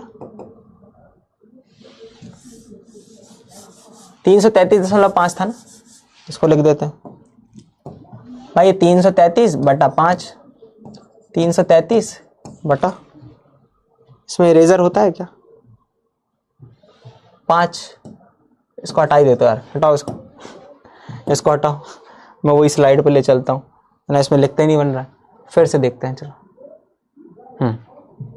क्या करा भाई, यहां पर सर 333 था बटे 5 करा, क्या कर देंगे 333 बटा 5, अब क्या कर देंगे 5 से डिवाइड करो, है ना, तो नहीं जाएगा, 5 6 का 30, बचा कितना 3, है ना, फिर 3 नीचे आया, फिर 5 6 का 30, बचा कितना, फिर 3, है ना, फिर कितना बचा 3, फिर दशमलव लगा दो, इधर 0 लगा दो, 5 6 का 30, 30 में से 30 गए, बचे 66.66 आया, 66.6 आया, खत्म कहानी। इस 66.6 को इधर इसको डिवाइड करा ना, 333 बटा 5 करोगे तो सर 66.6 कैसे आया, बता दिया बेटा, कैलकुलेशन से आया। सर हमारे शरीर का औसत तापमान, हाँ 98.6 फ़ारेनहाइट होता है, तो वो डिग्री सेल्सियस में जो देते हैं ना, मतलब फ़ारेनहाइट में होता है ना, डिग्री सेल्सियस में नहीं होता वो, ठीक है। कभी बुखार आता है ना, 106 बुखार आए हैं, 104 आए हैं, और 104 डिग्री सेल्सियस नहीं है, खून खोल के उड़ जाएगा हवा में तुम्हारे साथ, ठीक है, वो डिग्री सेल्सियस में होता है, वो केल्विन में होता है। किस में होता है? केल्विन। तो मैं ड्राई आइस लेकर आऊंगा, टेंशन मत लो, है ना, और मैं बहुत समय से तुम लोगों के डाउट्स नहीं देख पा रहा हूँ, डाउट्स को देखूंगा। चलो इसको सॉल्व करेंगे, चलो साथ मिलकर सॉल्व करते हैं। बताओ, ठोस से जो द्रव बनता है वो ए कहलाता है। उस प्रोसेस को हम क्या कहते हैं बताओ, क्या कहते हैं, क्या कहते हैं बताओ। इसको हम बोला करते हैं, ए वाले को हम बोला करते हैं सर संगलन। क्या बोला करते हैं? संगलन। चलो बहुत बढ़िया। अच्छा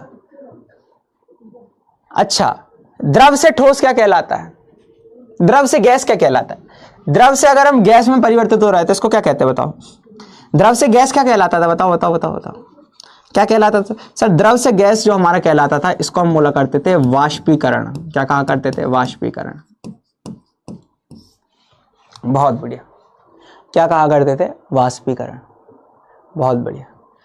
अच्छा, गैस से जब हम द्रव में जाते हैं तो क्या होता है भाई? गैस से द्रव जाते हैं तो इसको क्या बोलते हैं? इसको हम बोला करते हैं सर, गैस से द्रव को कहते हैं हम संघनन।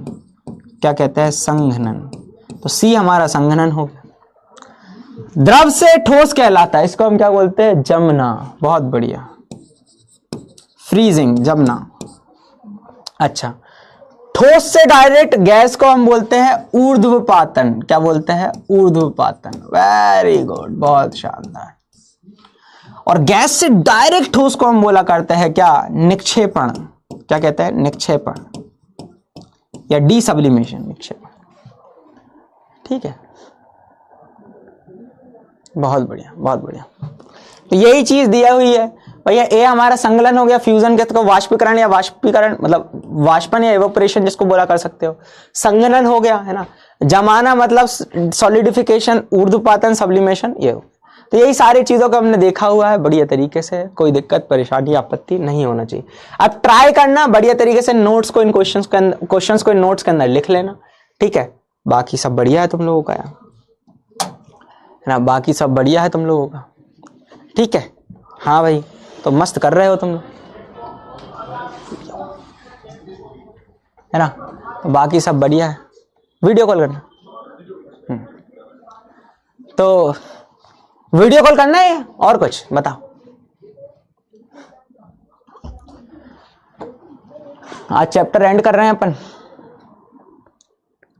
कुछ तो लोग कहेंगे, लोगों का काम है कहना, जिंदगी कैसी है पहेली हाय, कभी हंसाए कभी रुलाए।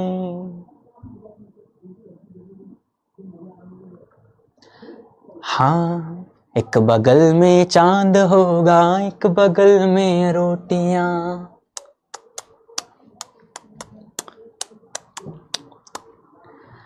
एक बगल में नींद होगी, एक बगल में लोरियां।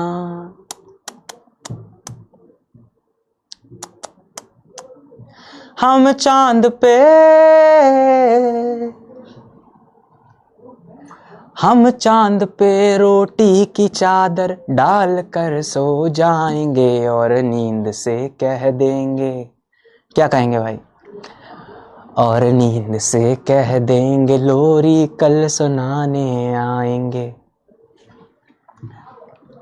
सुबह आती है रात जाती है, सुबह आती है रात जाती है, यूं ही वक्त चलता ही रहता है, रुकता नहीं।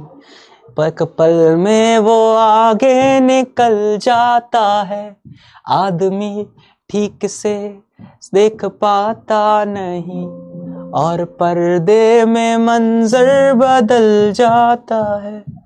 एक बार चले जाते हैं वो दिन रात सुबह शाम,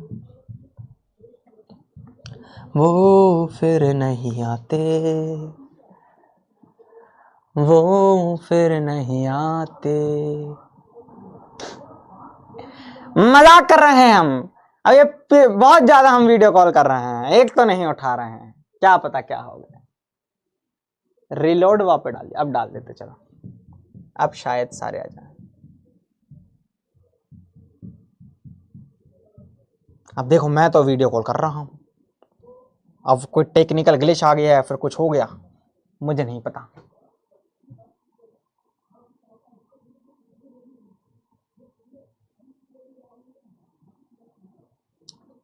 हेलो हेलो हेलो,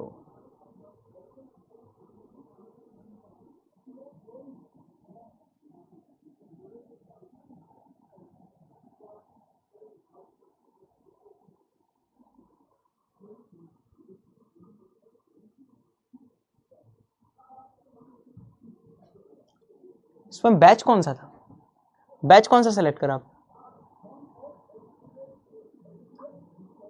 बेटा उठाओ, आप लोग उठा नहीं रहे हो शायद। आ रहा है क्या तुम लोगों पर?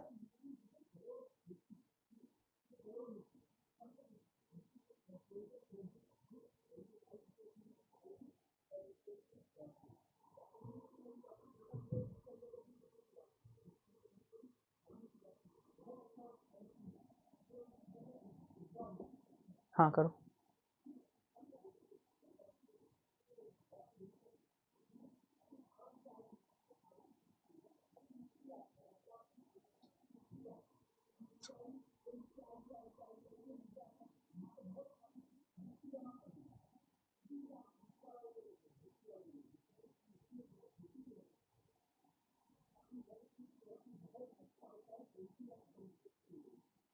नहीं आ रहा है।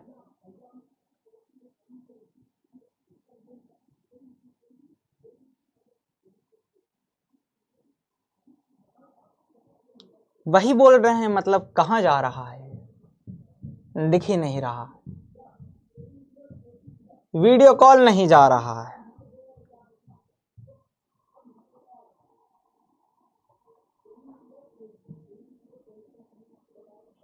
चलो मैं तुम लोग गाना सुना देता हूँ इसी मामले में।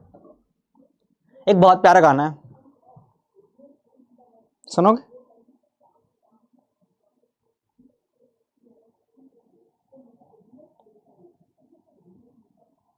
अब भाई मैं क्या करूं यार, वीडियो कॉल ग्लिच आ गया तो आई एम सो सॉरी। गाना चलेगा क्या? गाना चलेगा गाना? हाँ फिर से करके देखो।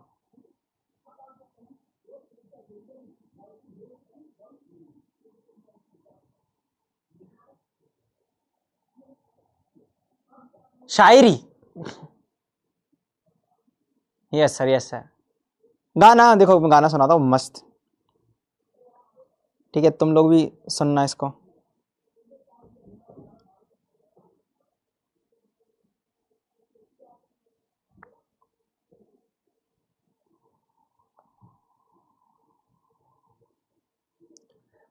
गाना है देखो, चलेगा चलेगा चलेगा चलेगा। नहीं हो रहा ना?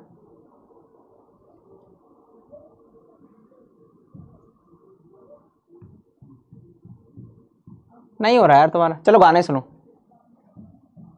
एक बार ऐसे ही लिख दे कर दे रहा हूँ। मतलब आ रहा है आ रहा है आ रहा है आ रहा है आ रहा है आ रहा है। हेलो हेलो हेलो, ओए हो गाना कैंसिल गाना कैंसिल गाना कैंसिल। बेटा अपना कैमरा ऑन करिए, ट्राई करिए कैमरा ऑन करने का। अगर मेरी आवाज तक पहुंच रही तुम सकते और मैं तुम्हें दिखाई दे रहा हूं, तो एक बार कैमरा ऑन करिए और अपना माइक जो है उसको ऑन करिए। एटलीस्ट माइक ऑन करेंगे तो मुझे समझ में आएगा।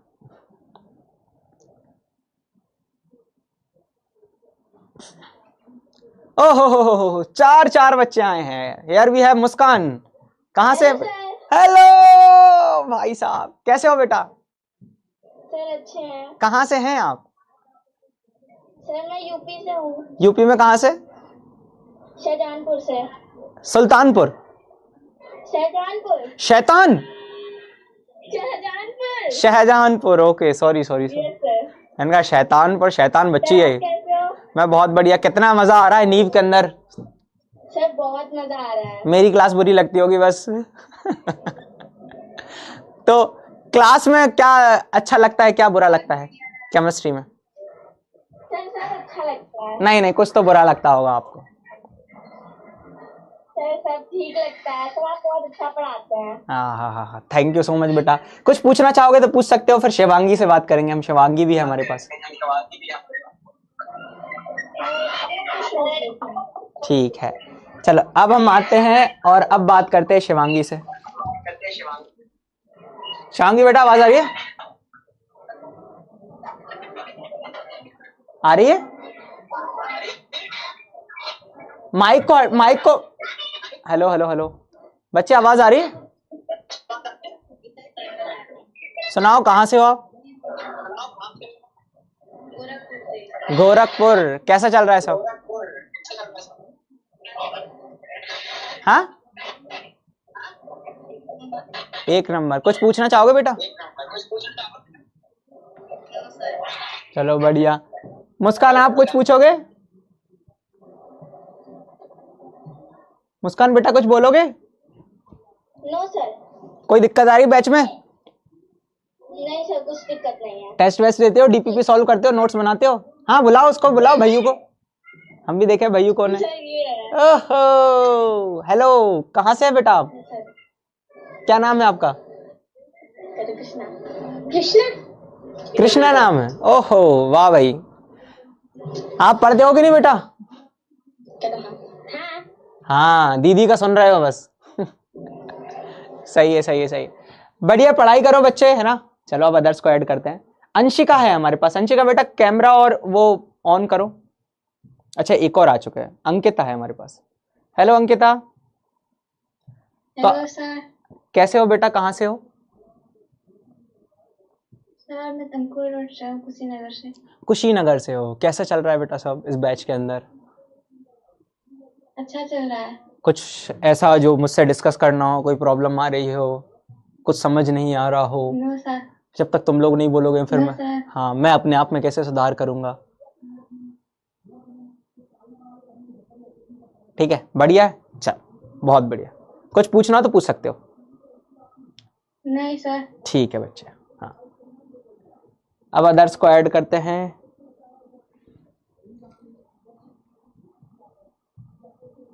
मेधावी और प्रेम बेटा अपना कैमरा और वो ऑन करोगे ना तब होगा कुछ। हाँ हेलो सर। हेलो बेटा, कैसे हो? अच्छे हैं। कहाँ से हैं आप? कुशीनगर। थोड़ा कैमरा दूर करो, अब दिख ही नहीं रहे हो। हाँ और दूर, हाँ बस बढ़िया। तो कुशीनगर से हो, है ना। कैसा चल रहा है बेटा सब? अच्छा चल रहा है। ओके बहुत बढ़िया। तो कोई दिक्कत आ रही है केमिस्ट्री में या फिर कहीं पर? नहीं। नहीं। अच्छा ऐसे ही हो। घर में कौन कौन है?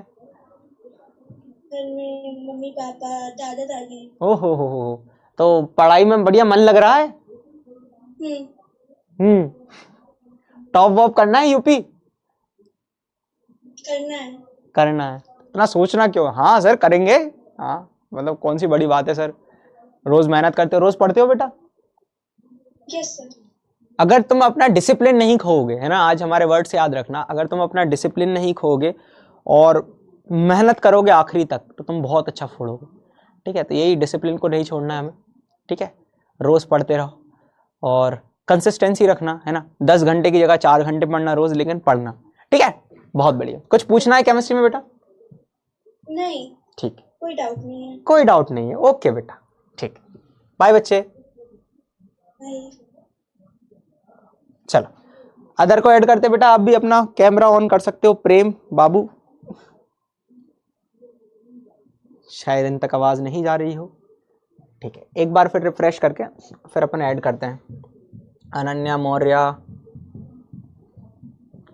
देखो मैं सबको ऐड कर लेता हूँ। ठीक है,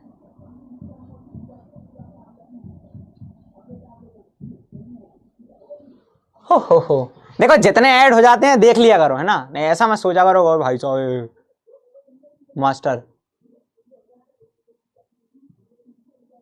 बेटा अपने सामने है ना, और एक पंखा दिखा रहा है अंश, तो हमारा पंखा दिखा रहे हैं, नोट्स दिखा रहे हैं, एक और भैया दिखा रहे हैं। ये लोग तो मस्ती कर रहे हैं यार, हटाओ इनको। अंश बाय। चलो अगले की बात करते हैं। विभर्ष, सॉरी विभाष, ओके। एंड प्रिया। प्रिया बेटा कहाँ हैं आप?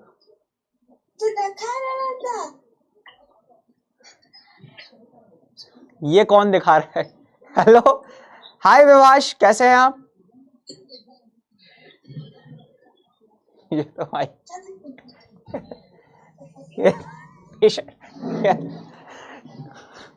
चलो अगला आ गया हमारे पास। हाँ मिल गया। सभी हो। और ढेर सारे बच्चे आ चुके हैं यार ये। चलो एक एक करके हटाने दो पहले। हाँ तो एक एक करके बात करूंगा आप सभी से। ठीक है, चलो सबसे पहले आते हैं हम विकास के पास। विकास कहां से हो बेटा? विकास ही गया। चल अगले की तरफ ऐड करते हैं। जीशान कहां से हो बेटा? अच्छा, कैसा चल रहा है सब? हाँ, कुछ पूछना चाहोगे? कुछ पूछना चाहोगे?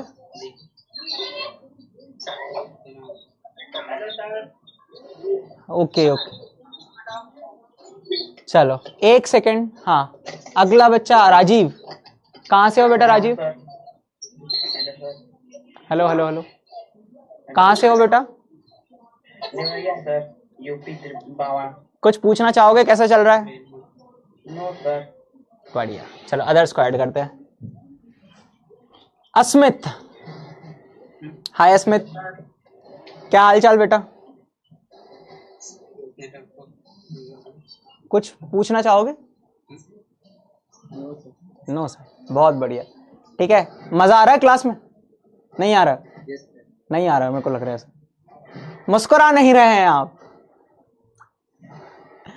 ये भाई साहब। चलो आ गए हम अगले के पास, जिसका नाम है अर्शिल। अर्शिल, गुड इवनिंग सर। क्या हाल बेटा? Good evening sir. बढ़िया, कैसा चल रहा है सब? हेलो ठीक है ठीक है ठीक है। कुछ पूछना चाहोगे बेटा? सर, जो आपने आज क्वेश्चन करवाए वो सब करने हैं? हाँ, सबको लिख लेना, बढ़िया, खुद से सॉल्व करना, ठीक है? अपनी भाषा में लिखने का प्रयास करना, ठीक है? बहुत बढ़िया। Hello sir. एक सेकंड बेटा, आ रहा हूं सबके पास। अब आ गए हम अंश के पास। अंश बेटा, कैमरा दिखाओ, फेस दिखाओ अपना। Hello hello sir. चलो, हाँ, क्या नाम है भाई आपका? हरिओम। Hello sir. हरिओम, आवाज आ रही है? हेलो सर, हेलो आवाज नहीं आ रही? Hello hello. Hello hello hello, आवाज नहीं आ रही क्या? आ रही है सर। तो फिर बोलो कुछ। कैसा चल रहा है सब? यस, अच्छा चल रहा है। कुछ पूछना चाहोगे? नहीं सर, डाउट तो नहीं है। ओके, ठीक है ठीक है ठीक है, बहुत बढ़िया बेटा। चलो आखिरी बार और कर लेते एक बार, ठीक है? तो करने का प्रयास करते हैं एक बार फिर से, आखिरी बार। और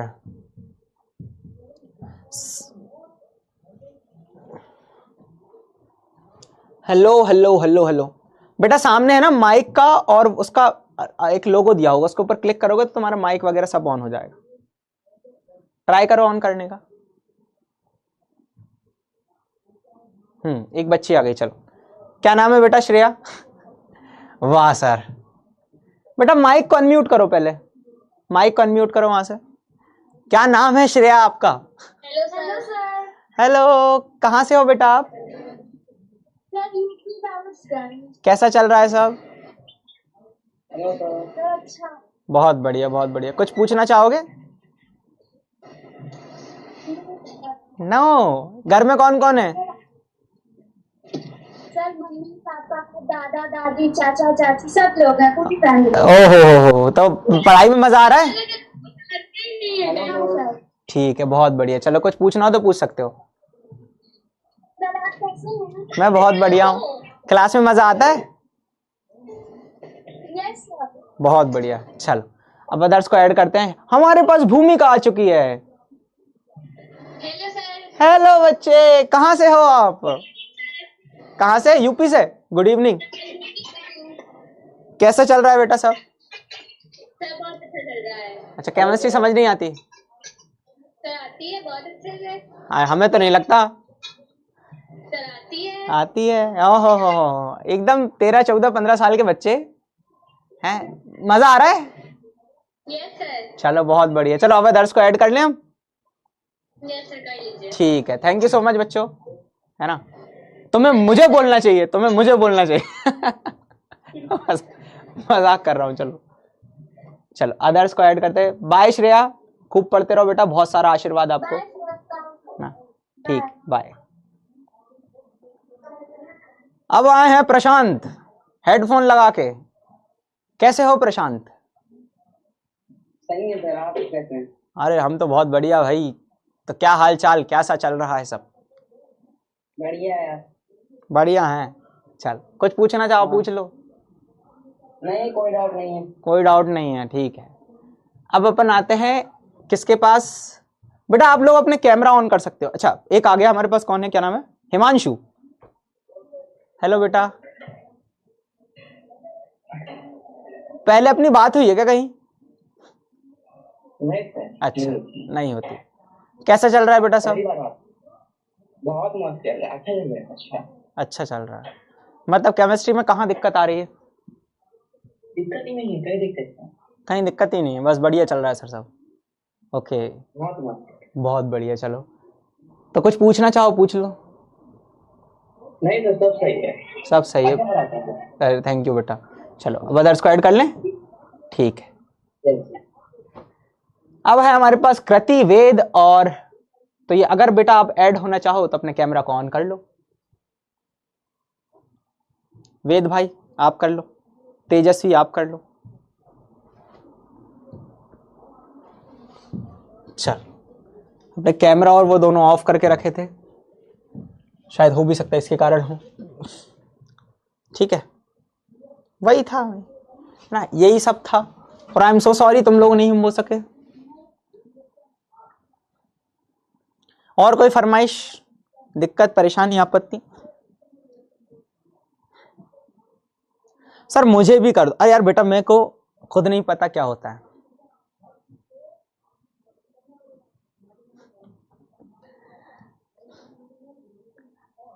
हमारे पास भी लगा लो ना सर, हमने ट्राई करा बेटा, नहीं आता है। मतलब जितने को पास पहुंच जाता है वो अच्छी बात है। लो आखिरी बार और कर लेते हैं।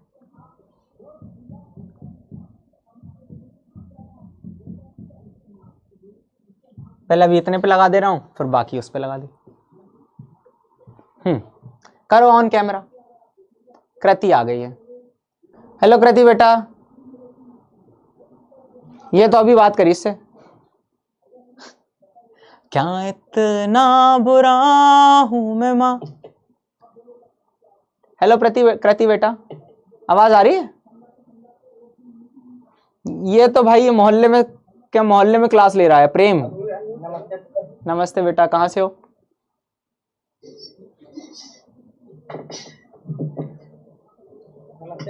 कहाँ से हो बेटा? पार्क में बैठ के क्लास ले रहे क्या? तभी पार्क में बैठे हैं आप? अच्छा घर पर है। ये साथ में कौन है प्रेम के साथ में? Hello sir. Hello hello hello hello. के साथ पढ़ते हैं। अच्छा दोनों साथ पढ़ते हो मेरी क्लास से? नहीं तो लास्ट ईयर थे उड़ान से। अच्छा उड़ान से थे। कैसा रहा प्रेम बहादुर आपका एक्सपीरियंस? बहुत अच्छा एक्सपीरियंस था। अच्छा तो आप, अरे अरे अरे, तो आपने फिर नीव का सजेशन किसने दिया आपको? क्या सर? इनको नीव का सजेशन आप नहीं दिया? हाँ सर मैंने ही कहा था। अच्छा नीट की तैयारी से हम कर रहे हैं सर। कैसा कैसा रहा 10th में, कितना स्कोर रहा? अच्छा था सर, 84% था। अच्छा तो मजा आया था क्लास में? ये तो बहुत अच्छा है सर। नहीं सर आप इसमें पढ़ा हुआ अर्जुना में लेक्चर आपका देखे हैं इसमें। अच्छा एनसीईआरटी पंच के लेक्चर्स देखे हैं आपने? हाँ सर। कैसा लग रहा है? बहुत अच्छा है पढ़ा। ठीक है ठीक है, तो थैंक यू सो मच बेटा। चलो अब अदर्स को ऐड करते हैं। लव यू बच्चे, लव यू। चलो आ गई शिवानी हमारे पास। शिवानी बेटा आवाज आ रही है? माइक को अनम्यूट करोगे तब होगा। है वैसे नेटवर्क इश्यू है बच्चे के पास। Good evening sir. कहाँ से हो बेटा?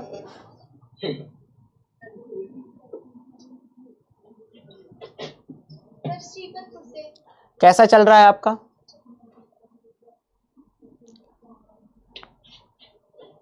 कैसा चल रहा है आपका? कुछ पूछना है? नो? चलो बढ़िया। फरहान भाई सुनाओ कुछ यार, शायरी वायरी सुना दो कुछ। Hello sir. Hello hello hello. कैसा चल रहा है भाई? कहाँ से हो? आवाज आ रही है? हाँ आवाज आ रही है। यूपी सुल्तान। अच्छा, कैसा कैसा है आपका एक्सपीरियंस? अच्छा है। बढ़िया लग रहा है? Yes sir. पढ़ रहे हो? जी सर।